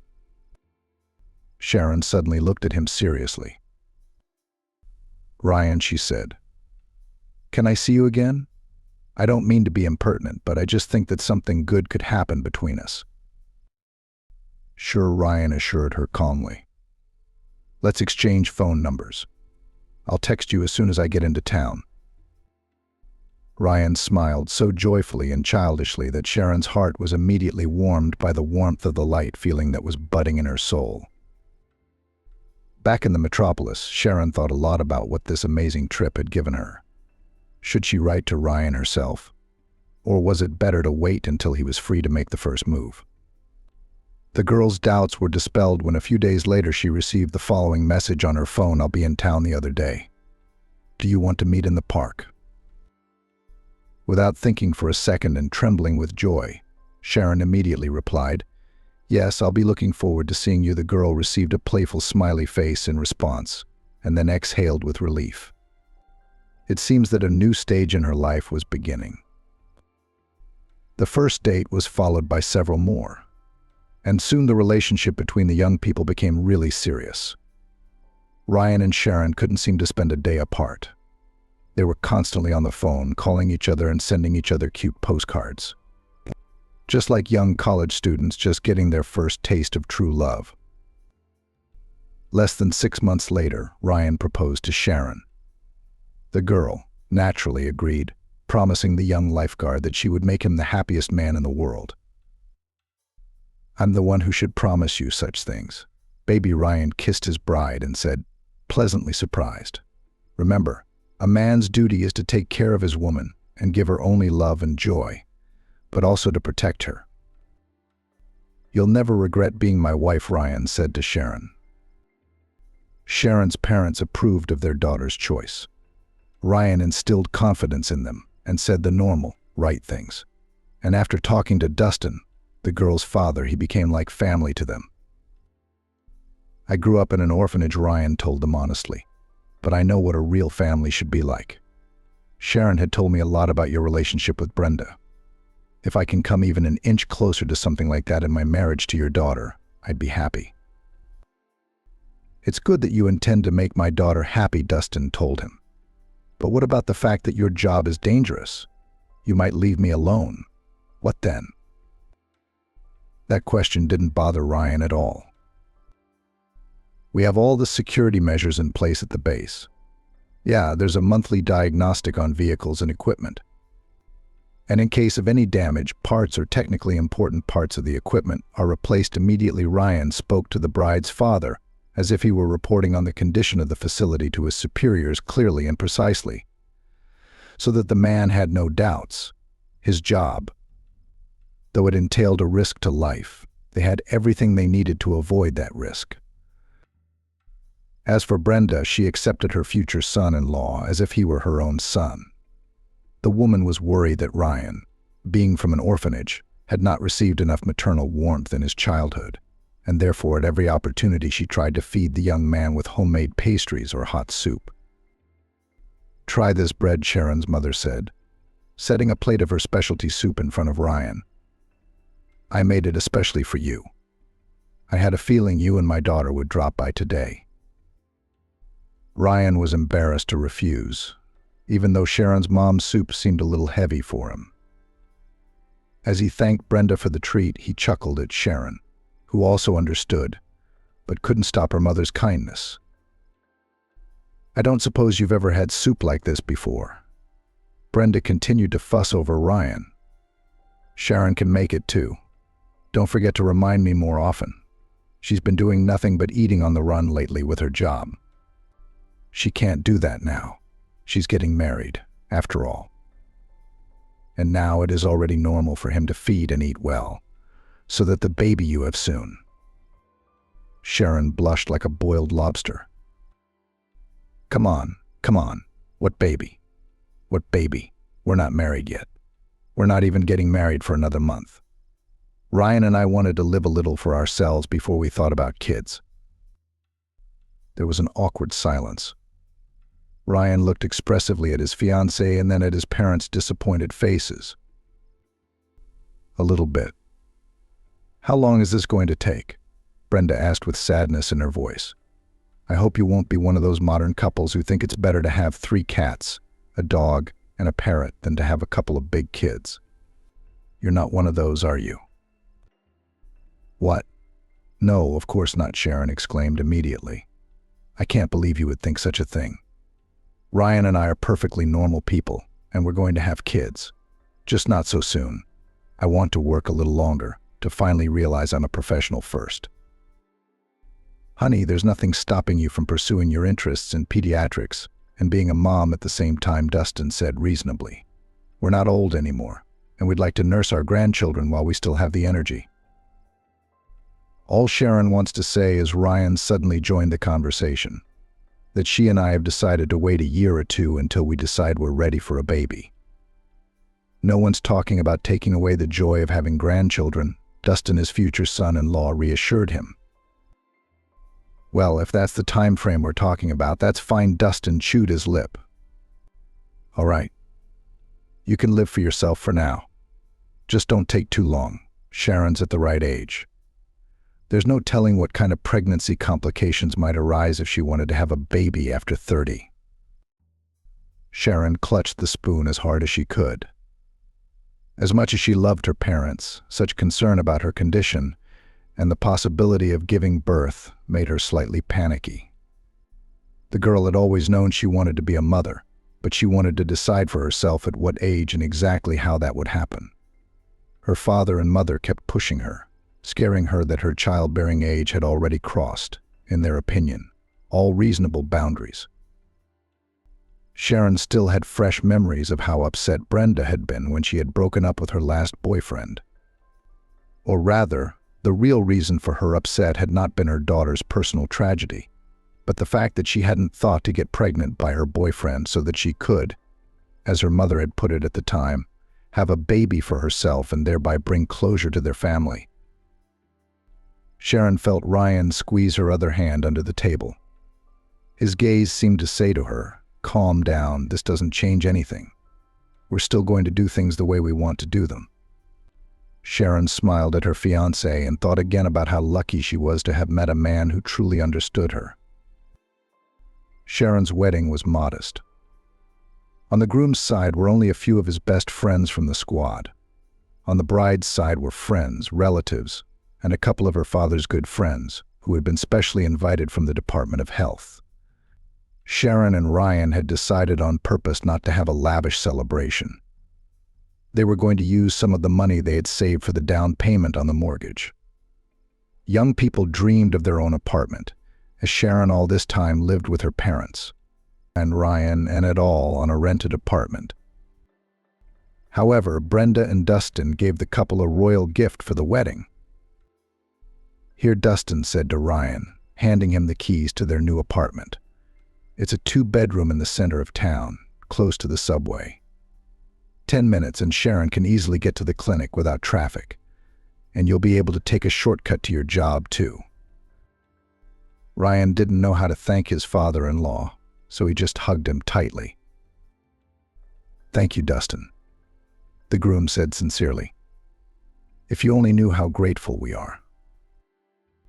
Don't mention it, said the bride's father. I do it first of all for my daughter, to make her life more comfortable. You take care of her and do not forget about the grandchildren. My mother and I will be waiting for them very much. The elderly surgeon reminded his son-in-law, and then jokingly wagged his finger at Ryan. When she learned that she and her husband would now have their own apartment, Sharon squealed with delight and threw herself on her father's neck. Daddy, my love, she said, kissing her father on the cheeks. You are the best, my darling. How did you and Mom manage it? Dustin said, infected with joy for his daughter. I knew you'd be getting married soon. So my mom and I decided to prepare a family nest for you in advance. We're not animals. We know how hard it is for young people to get their own place these days. Sharon and Ryan felt the happiest they'd ever felt. They bravely looked forward to the future and believed that a long and wonderful family life was ahead of them. The first 2 years flew by like a blink of an eye for the young family. Sharon worked at the clinic all the time, and in the evening she turned into a desperate housewife, always cooking something delicious and unusual to please her husband, returning late at night from his dangerous service. Ryan, on the other hand, was constantly on the road. He had been in all kinds of extreme situations. Sharon, of course, worried about her husband with all her heart. And every time she waited with bated breath for a call from him. But God willing, everything was fine, despite the fact that Ryan had to pull people out from under the rubble, and for zealous fishermen chase away from the pond that was half standing, and much more. And then a joyous event happened in their family. One evening, when Ryan returned from work, Sharon met him with eyes burning with happiness and slyly glittering. "What is it, honey? What's wrong?" asked his beloved wife. "I have a surprise for you," Sharon told him confidentially and pulled him into the living room. There on the exquisitely set table, Ryan was waiting for a festive dinner, which he had not received from his wife for a long time.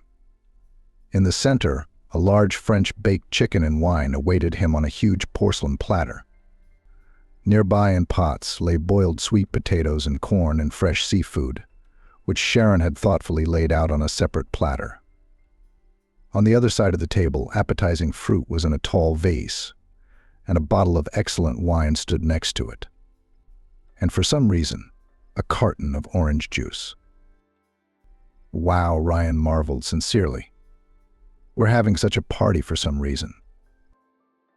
The man kissed his wife and looked at her questioningly. "Did you get a promotion?"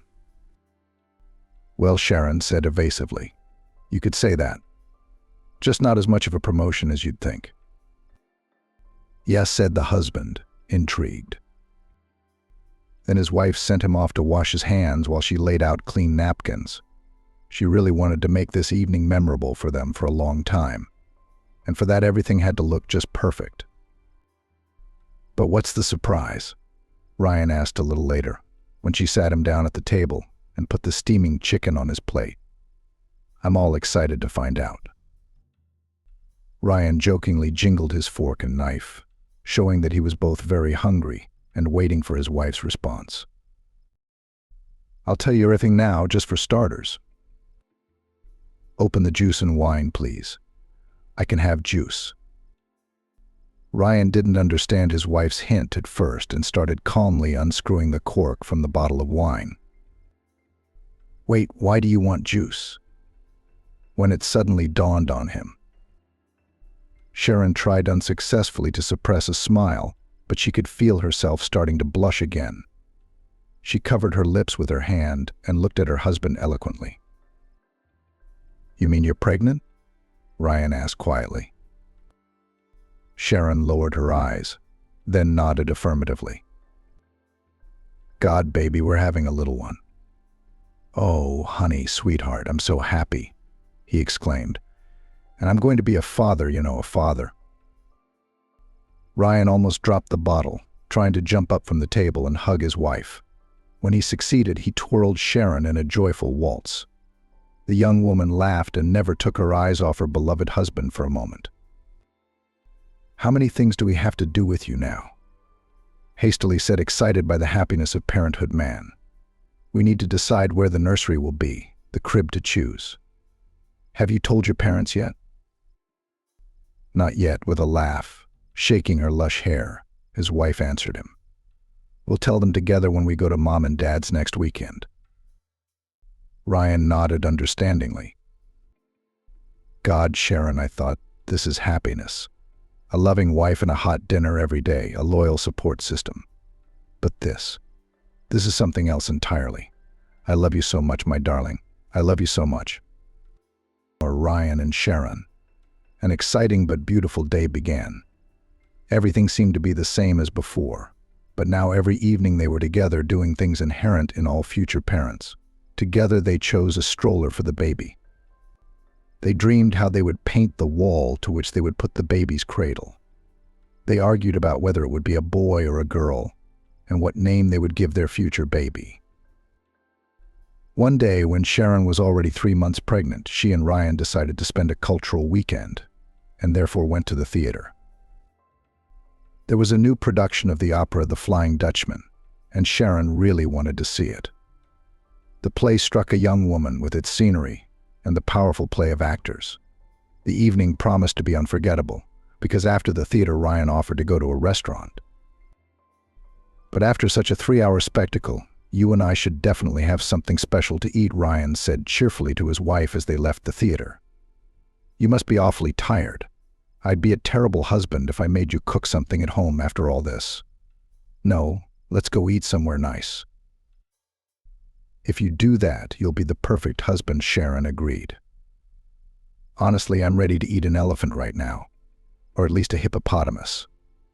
Those tiny sandwiches in the theater cafeteria didn't impress me at all." Dinner went great. Sharon was getting ready to remember it as one of the most beautiful nights of their lives when the unthinkable happened. The couple was on their way out to the parking lot. Ryan had hailed a cab, and it should have been here any minute, when 3 strange men blocked their way. Judging by the dilated pupils and peculiar odor, these types were clearly under the influence of alcohol or some kind of substance. All 3 had tattooed arms. "Guys, look at the lovebirds," one of them shouted to the others, and the group instantly began to study Ryan and Sharon. Ryan realized at once what was going on. He threw up his hands in a peaceful manner. "Hey guys, don't worry. Let's break this up amicably. We don't need any trouble." He pulled his wallet out of his jacket pocket and took out all the cash he had. Everything he had. "Guys, really take it, go with God. My wife and I just want to go home." That's all Ryan said as calmly as possible. But Sharon, frozen in terror, could feel how tense her husband was. The tallest of the 3, obviously the leader of the gang, glanced at the small sum Ryan was offering him. Then he took a couple of steps toward Ryan and snatched the money from his hands in one swift movement. Like a monkey finding a new toy at the bottom of its cage, the bandit jumped up and down in front of his henchmen. "Look," he waved the bills in front of their faces. "The people are understanding nowadays. I'm glad I like it." "It's boring," one of them said in a nasty voice, and then he stared at Sharon. "No fights, no chicks for once." The bald, stout man took a slow step toward Ryan's wife. "I think this one's pretty good," the bastard said. "Juicy sweet. Don't you want to have some fun with some normal guys?" Ryan was instantly eager to fight. Sharon felt her mouth go dry. A second later, a nasty, sour lump rose from somewhere in her throat, making the woman instinctively clutch at her stomach, where the life of her small child lay. Fear. A nasty animal fear for the life of her husband and their unborn son or daughter was what Sharon felt at that moment. She pressed herself against her spouse's back, closing her eyes for a second. "Don't go near her," asshole Ryan threw in his face and immediately assumed a fighting stance. "One move and you could kiss your worthless life goodbye." Wow, this praised piece of shit can also talk. The third bandit, who was very muscular, answered instead of his comrade. "Science. Try saying that again." With these words, the bastard pulled out a shining folding blade, suspiciously resembling a razor. "Not so brave, eh?" said the fat man enigmatically, pointing to his friend's arm. "Now, my friends and I will quickly clean up your face, so that you know how to talk to respectable people. Will your new clothes come with us? Don't worry, it's not far to the nearest bushes." All 3 of them laughed like old hyenas. Ryan was like a rock, ready to make a death-defying leap. "When I say run, just run. Don't look back," Ryan whispered over his shoulder to his wife. No, I'm staying here with you," Sharon slipped into his jacket pitifully. "Come on, honey, come on out to the big guys. "Come on, honey. Come out to the big uncles," the fat thug said. "They want to play with you so badly that your husband can hardly get away with it," he laughed. All three of them lunged at her husband. "Ryan," Tora shouted, and Ryan was immediately engaged in a pitched battle with the three ghouls. He began to strike them with his legs and arms, trying to drive the bandits away from him. The man couldn't make a single grab because he risked slowing down too much, which would be a fatal loss for him. Sharon darted to the right, hoping to outrun the razor-wielding thug, but he was nimble and immediately delivered a powerful blow to the woman's stomach. "Where are you going, Otter?" The thug whispered and grabbed Sharon by the hair, pulling her against him. The woman felt first the stench of his breath, then the cold blade against her tender neck. "Ryan," she screamed, and Ryan immediately lost his guard, taking a crushing blow to the jaw and falling to his knees. "No," Sharon shouted in desperation and kicked him in the groin with all her might. Despite the pain in her stomach, she couldn't let the criminals kill her husband. "She's going to fucking kill him in front of her," the lanky guy shouted, and he and the fat guy started kicking Ryan in the stomach and head area. Sharon managed to escape from the fat man's death throes for a second, but he managed to slash her across the chest with a razor. Lowering her head, the girl saw a scarlet rivulet pouring down her light-colored dress. "Come here, you bitch," the villain growled, and with a short thrust he jammed the weapon right into Sharon's stomach. In an instant, the world around her became one big blurry blur. The pain was so unbearable that Sharon forgot how to breathe as she whispered her husband's name one last time. She collapsed and fell into darkness. Sharon was consciously aware of the squealing of police sirens. Apparently, the restaurant staff had heard the noise in the backyard and called the police. An ambulance came with them, but Sharon didn't see that. She was surrounded on all sides by a clammy, cold darkness. "Sharon. Sharon, can you hear me, sweetheart? Is it me, your husband Ryan?" It was with great difficulty that Sharon opened her eyes. Above her was a perfectly white ceiling that at first even blinded the woman with its light. Next to her, she heard a nasty beeping sound. It was her condition being recorded by special medical devices. Sharon felt a long plastic tube inserted into her nose and cool air flowing through it. Then the woman felt someone gently and tenderly squeezing her hand. "Ryan," she said very weakly. "Is it really you? Are you alive?" Leaning over her, her husband's face confirmed it. "I'm a tough nut to crack, thank God. You scared me a lot, sweetheart. I thought I'd lost you." It took Sharon exactly half a second to recall the events leading up to her hospital stay. "Baby," the young woman exclaimed in a pale voice and immediately pressed her hand to her belly. It was completely flat and tightly bandaged. "Our baby. Ryan. What's wrong with him?" I asked my wife, anticipating the worst. Instead of answering, the man lowered his eyes and then ruffled his hair in a nervous motion. "The doctors fought for your life for so long. They had no choice. There was no saving our baby anyway. I'm so sorry, honey, I'm so sorry." "No, no way. It can't be." Sharon was hysterical. The attending physician came running into the room. "What have you done?" The elderly surgeon glared angrily at Ryan while trying to hold the convulsing woman. "Who gave you permission to tell your patient such news when she was on the verge of death? Leave this room immediately. Nurse, hurry up and get me a sedative." The doctor turned to the nurse, who ran to the nurse at the same moment. "It would have been better to say it right away," Ryan said grimly, struggling to rise from his chair. "It would have hurt more later." The surgeon looked at him for a moment, then shook his head sternly. "I understand you're both in shock, but that didn't give you the right to risk your wife's health like that." Ryan seemed to ignore what the surgeon had said. He looked at the unfolding picture with a sense of utter hopelessness. His beloved had almost died and lost a child, and he, an emergency worker, couldn't prevent it. "Sharon, I'll come back tomorrow," his husband said with tears in his eyes, and left the room. The hardest part for Sharon was just ahead. After a long and painful recovery, the doctor announced a disappointing verdict. Because of her injuries, she would never be able to have children again. The young woman was absolutely devastated. After arriving home, Sharon could not remember what had happened in those moments around her.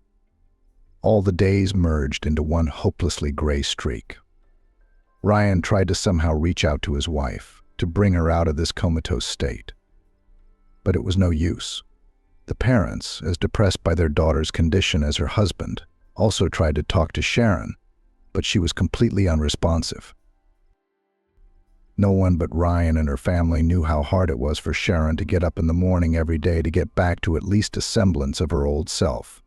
It wasn't until almost a year later that she was able to consciously perceive her surroundings again. The pain of losing the baby was still too fresh to completely forget the experience. The woman's stomach was now forever imprinted with the marks of that horrific evening. Sharon hid the scars under dark, tight clothing. She could no longer wear a swimsuit or a light summer dress. She kept feeling like strangers would stare at her gruesome cuts. Even with Ryan, she now acted cold and reserved, and by no means did that mean she blamed him for what had happened.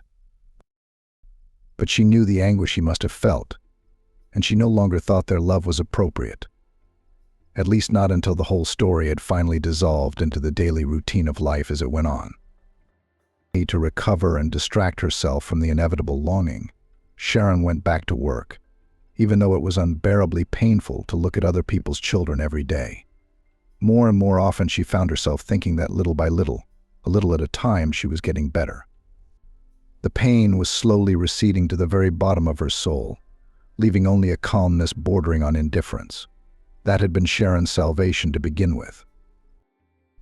And then, when she found herself in a state where she had just found stable ground beneath her feet, her whole world fell apart again into tiny pieces from which she could no longer reassemble anything. It had been exactly 3 years ago, the year before Sharon had finally moved to Yale Chio.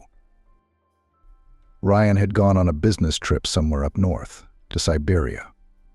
There were terrible fires there that year, and Sharon's husband was called together with other emergency workers to extinguish the fire on helicopters by dropping a special extinguishing compound. The worst thing, in what all the time after that Sharon blamed herself, is that she felt exactly nothing. Calmly let her beloved husband, the only person she had ever known, go on that damned business trip. 2 days after Ryan left, she got a call from an unknown number. "Hello," Sharon Clark said, an unfamiliar male voice. "Yes, it's me. Who am I speaking to?" "This is Captain Leo Stone of the Emergency Response Team. Your husband, Ryan Clark." Sharon's heart immediately dropped into her stomach. It made it hard to think, not just to speak. "Yes," the woman said softly. "Sharon, be strong. Your husband died heroically while fighting a fire in the woods." Sharon felt the floor beneath her begin to move slowly away from her. Grasping the edge of the table to keep from falling,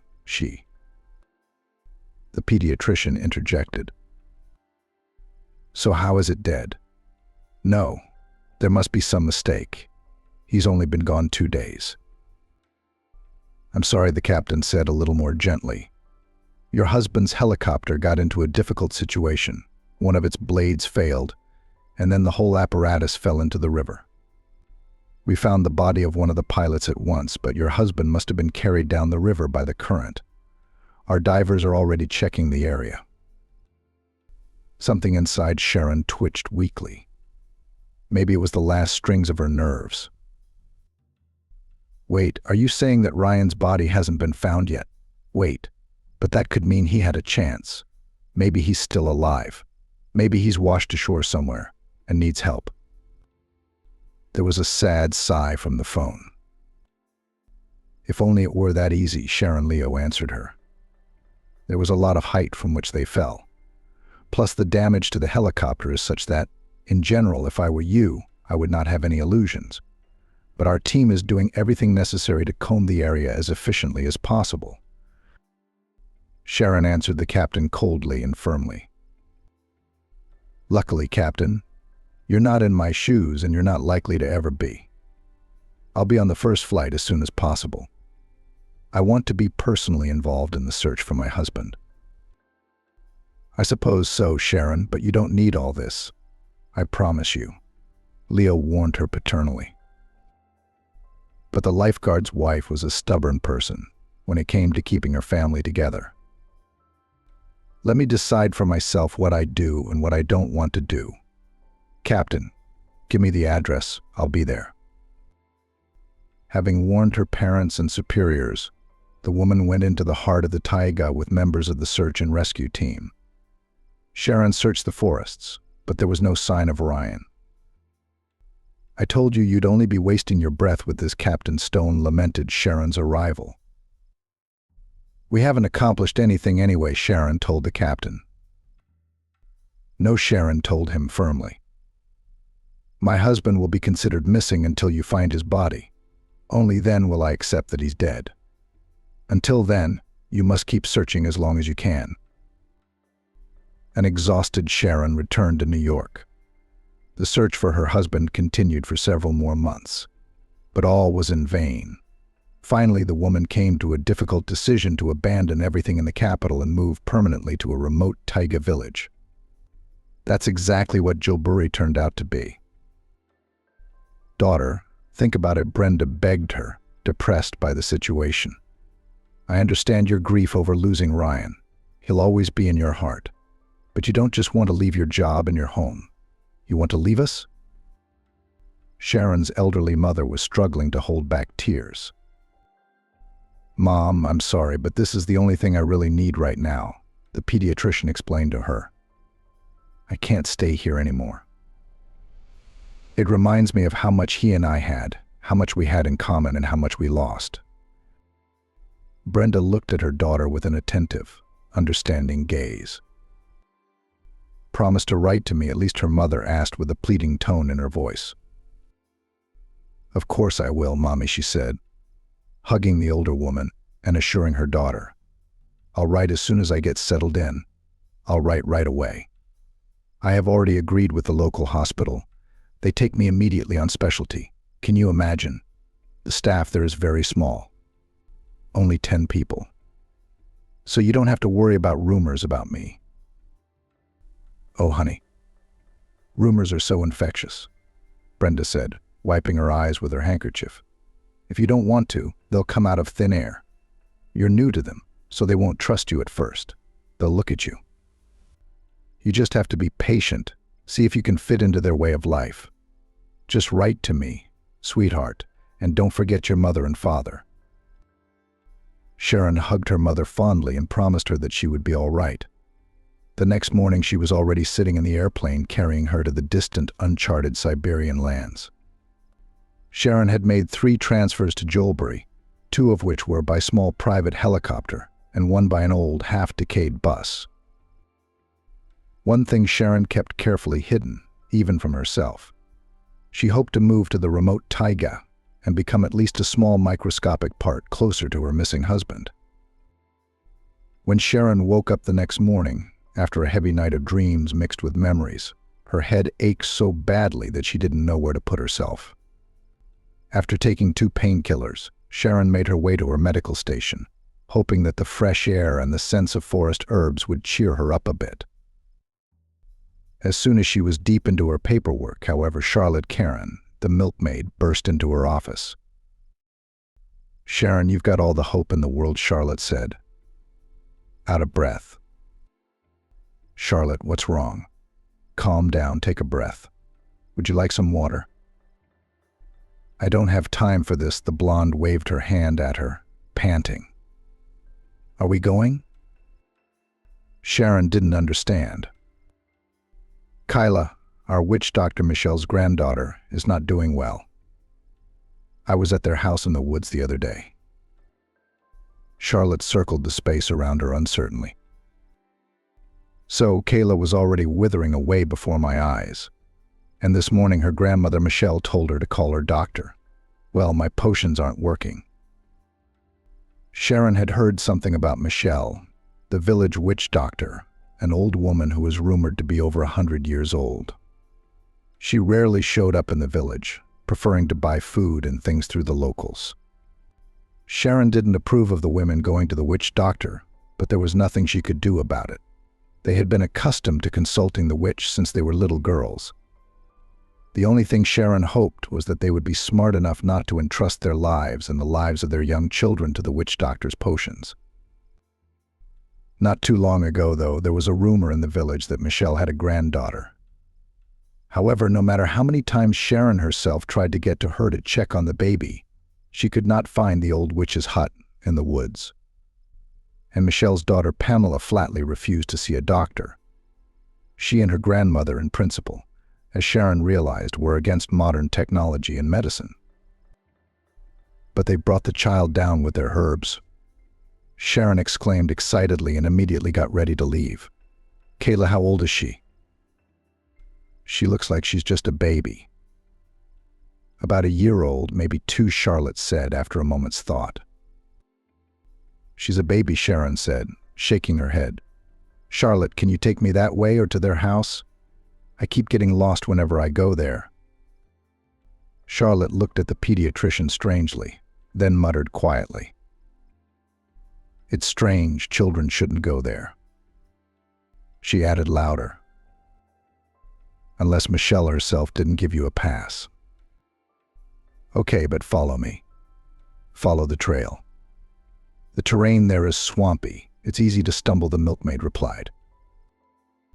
In half an hour, the two women were already walking in the impenetrable forest. Charlotte walked lightly and briskly, almost flying over the roots and sharp branches that seemed to avoid the villager. For Sharon, however, the journey had become a living hell. By the time they reached the edge of the forest, where the witch's neat hut stood, Sharon felt like a squeezed lemon and scratched from the trees and shrubs. "Here we are," Charlotte said, pointing to the witch doctor's house. "If you will excuse me, I will go home. I have 1,000 chores to do." "Of course you do," Sharon nodded. "Thank you for your help. It's amazing how I couldn't find their house all this time. It didn't seem that far away, but every time I did, it was like I'd lost my way." Charlotte eyed Sharon a little suspiciously. "Why didn't the old witch let her go to her house?" "Maybe she thought it was the right thing to do," she said on the way back. "Maybe she sensed some kind of competition from her." Sharon was a doctor, after all. A real one. Michelle and Pamela never liked doctors. Sharon, left alone, hurried up to the porch of the hut and knocked quietly on the open door. There was no answer. Then she decided to go inside herself without invitation. The atmosphere inside was mystical. It was as if Sharon was visiting Baba Yaga herself. Everywhere hung bundles of various herbs, jars with incomprehensible potions, and a pungent aroma of juniper and spruce needles. The young woman went into the living room, hoping that the sick child was lying here somewhere. The room was rather ascetic: an old oak table, a couple of chairs, kerosene lamps, a chest of drawers, and a couple of framed photographs. One of them showed a certain girl in a dress similar to the ones used for burning the pancake effigy in spring. She stood in an embrace with a very old, wrinkled, like dried olives, woman. Apparently that was who Michelle and her daughter Pamela were. "My God, how old is Pamela then?" thought to herself an amazed Sharon. If it's true that her mother is 100 years old, then this woman is definitely a witch. She managed to have a baby, too. Sharon put the picture back and looked at the second picture. And that's when her inside snapped. "What are you doing here?" came from behind her in a chastening old man's voice.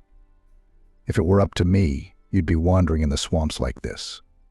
Yes, it seems that now the situation is desperate. The taiga itself let you come to me." Sharon slowly turned to the witch doctor, meeting the gaze of her unkind black eyes like the eyes of a raven.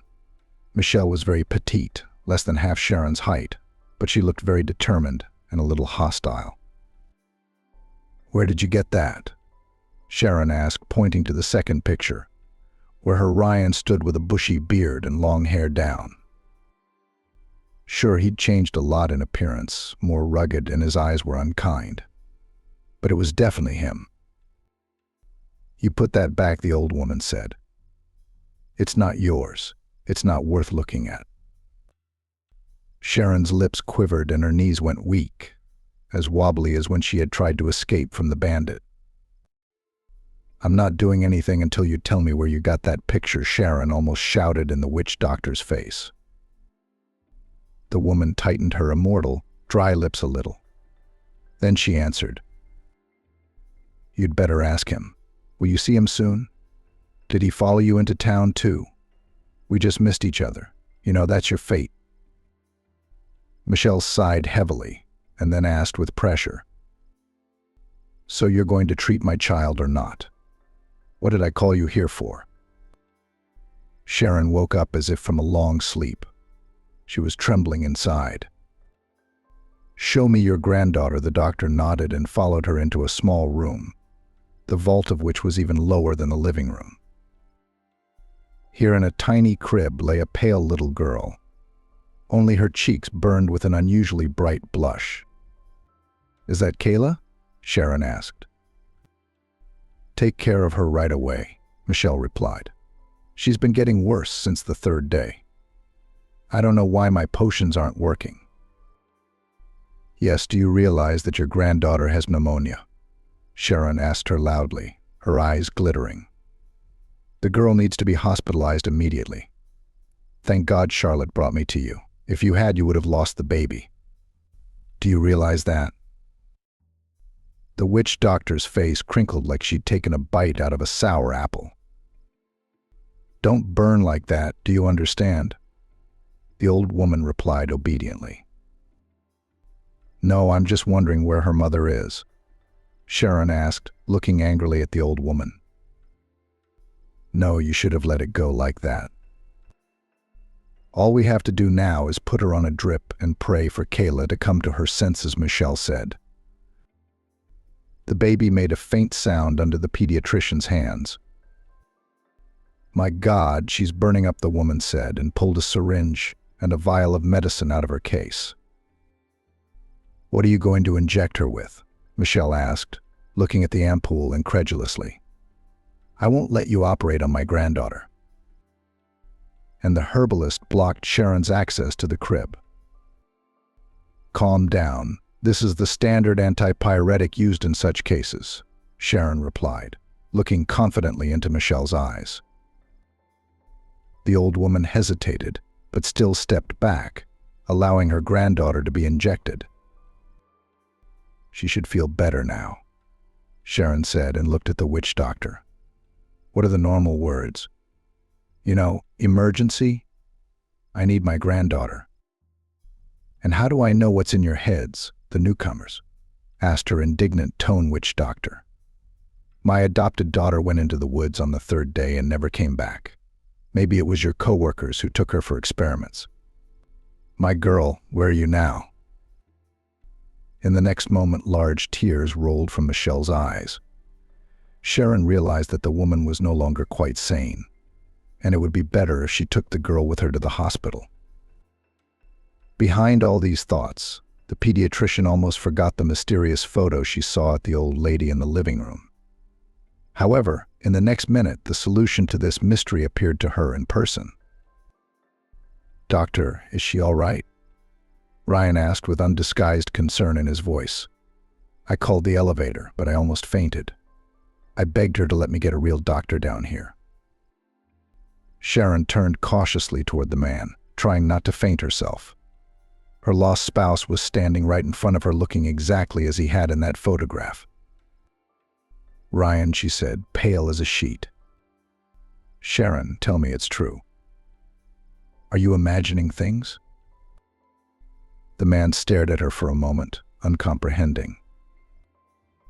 Then a spark of recognition flashed in his eyes, and then he grabbed the door to keep from collapsing to the floor. Memories rained down on his brain like a snowstorm. "Bill, what are you doing?" Old Michelle looked from Sharon to Ryan and back again. "Haven't you ever seen our village doctor?" "Why not? Is she the one who calls you Ryan? So that was your name in your previous life?" Then Michelle scrutinized Sharon, and only after that she said with dislike, "So it was you he called then in a fever. And I wondered why I didn't like you so much at once. How did I feel that you were connected? I just didn't realize it was so close that it stretched across the country." "Sharon, honey, it's me, Ryan. You're seeing things right, honey. How could I have forgotten?" In spite of the distance between them, Ryan took 2 wide strides to his weeping wife and squeezed her in a tight embrace. I knew you were alive, Ryan. I talked to you every night, prayed for you, felt that you hadn't crashed in the helicopter. But who did? What do you care about Michelle and Pamela? And how did you end up here?" Her husband looked at her with anxiety, but with boundless love, then said, "I will tell you everything for sure. Only please, let's first take my daughter to the hospital. I'm very worried about her condition." "Daughter?" Sharon said in amazement and pulled away from Ryan. "Pamela had a baby with you?" There was a moment of tense silence between the couple, but then Sharon managed to pull herself together and said, somewhat dryly, "Yes, you're right, the child's life comes first." Taking the girl in his arms, the man hurried out of the hut. He easily led Sharon out of the woods and back to the village and carried his daughter directly to the hospital. When Kayla had been given all the help she needed and Sharon was sure that the little girl's life was no longer in danger, she sank tiredly onto the small couch in her office. "We can talk," Ryan said softly as he walked in. Sharon looked up at him, her eyes red with worry and tears. "Do we have anything else to talk about?" she asked in a colorless voice. The man walked carefully into the office and locked the door behind him. "Sharon, I have so much to tell you," he began. "But before I do, I want to assure you that if I could remember a single day of our life together, I would have come straight back to New York. I promise you." The woman smiled sadly in return. "I guess you had such a good time here that you didn't even have to remember anything. Nothing stirred in your soul while you were hiding with those forest witches." Her husband grabbed her hands and forced her to face him. "No, Sharon, you've got it all wrong. I just couldn't remember anything. You know I couldn't." And Ryan began his sad story.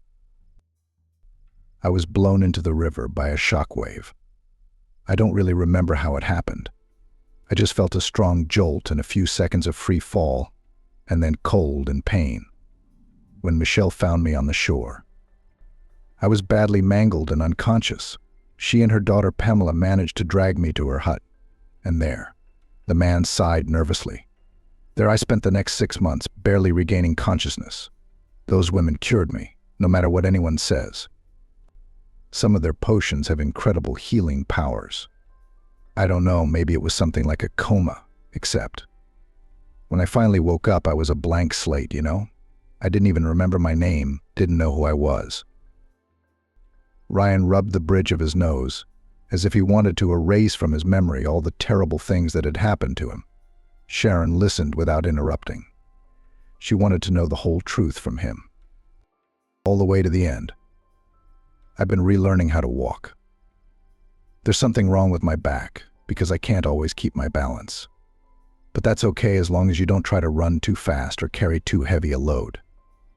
Pamela has been with me from the beginning. She nursed me, spoon-fed me. She brought me back to life. I'm sorry, but it's true." A bitter grin appeared on Sharon's face. How touching. The woman silently admitted to herself that she was overcome with jealousy. "And then I started walking again solely because I had completely lost my memory. I decided to stay here for a while until I remembered who I was. and if I had a family. Naturally, I helped the women with their chores and hunted. But I did all that without leaving the woods, you know. Michelle led me to believe that I might be a fugitive. And then the police station would probably have an APB out on me. Ryan tried to explain to his wife. There was Sharon responded resignedly. Only the APB had you listed as a missing person. Sharon covered her face with her hands, unable to take in all this information. God, I've been looking for you for so long. I'm alive, Ryan replied firmly. I'm alive and I'm sitting here trying to explain everything to you. How do you explain your daughter? His wife brought him to the point. Ryan looked off into the distance, and for a moment he was transported into his own thoughts. I love Kyla very much, and I want to take her with me when this is over and she's fully recovered. It was a moment of weakness. Sharon, you have to understand, I didn't remember anything at all, and Michelle was so good to me. When she told me she was pregnant, I knew that whatever happened, I would take care of my daughter. His spouse turned away. She didn't want Ryan to see her face right now. Except Pamela was gone. Karen? The woman didn't understand. Pamela's gone. Remember when Michelle said she'd gone into the woods and hadn't been home in 3 days? Well, I found her today. What's wrong with her? Sharon whispered with a bad feeling. She's dead? Ryan replied shortly. Oh my God, Sharon exclaimed, clamping her hands over her mouth to keep from screaming. How did this happen? Her husband rubbed his palms, sweating with fear. Sharon had never seen him so frightened. I guess she went to pick herbs and berries. So, anyway, it was a bear. I only recognized her by her dress, her basket. Sharon felt her feet go cold. Michelle, are you going? Ryan only shook his head. I suspected she'd already figured it out. She'd rather think her daughter drowned in the swamp than have me tell her such a terrible truth. They have a slightly different concept of death here. I buried Sabrina there, in the forest, so Michelle, God willing, will not stumble upon her. The taiga gives and takes back. Michelle said she found Sabrina as a lonely teenager. She was supposedly hiding in the woods from her stepfather. So she took her in. You don't regret her? She was a really nice person, Ryan said quietly. What can I do now that I found out about her like that? Sharon felt shame burning inside her. Alas, it was only after the news of Pamela's death that she had been able to see her as the person who had saved her husband's life, not as an insidious rival. Sharon? Ryan asked her quietly. Can we get out of here as soon as Kayla's better? We will. You can forgive me, right? Sharon looked into her husband's blue eyes and made the only decision she could make. Of course, Ryan. I'm still your wife, and I'll always be your wife. And so it was. As soon as little Kayla recovered, Ryan and Sharon quickly packed for the road and were ready to take a bus that evening to the nearest airport, where they could be flown to the mainland by helicopter. And then they could take a regular airplane to New York City. Ryan wanted to go to say goodbye to Susan as he was stunned by Charlotte's tragic news. It turns out that the old healer was gone the night before. Apparently could not survive the disappearance of her daughter, suggested the milkmaid then, and no one knew exactly how old Michelle was. Sharon even wept when she learned of the old woman's death. No matter how she felt about her and her unconventional methods of treatment, she never wished her a similar fate. Don't worry, Charlotte assured her. We'll give her a proper Christian burial. The pediatrician thanked the kind countrywoman, and after saying goodbye to everyone except Vincent's annoying paramedic, left with her husband and Kayla back to the capital. When they returned home, the first thing they did was to officially adopt little Kayla and restore all of Ryan's papers. Sharon's parents were happy to learn that their son-in-law was alive after all. They threw a big party for the occasion, and Kayla became the long-awaited granddaughter who came to them almost 10 years after their daughter's wedding. Ryan went back to work in rescue, but due to an injury he could no longer work in the field, so he went back to where he once started. He now counsels and trains young lifeguards. Now he is full of strength and energy, and wants to make his life more calm and measured, directing most of his time to raising his daughter and his beloved wife. Sharon, on the other hand, continued her work at the clinic. Returning to her former duties, she, as before, treats children. Only now she has her own little daughter waiting for her at home, whom she loves more than life, and for whom she thanks God every day. So, having gone through a series of difficult trials, the Clark family finally found a second chance for happiness. And this time they are not going to miss it.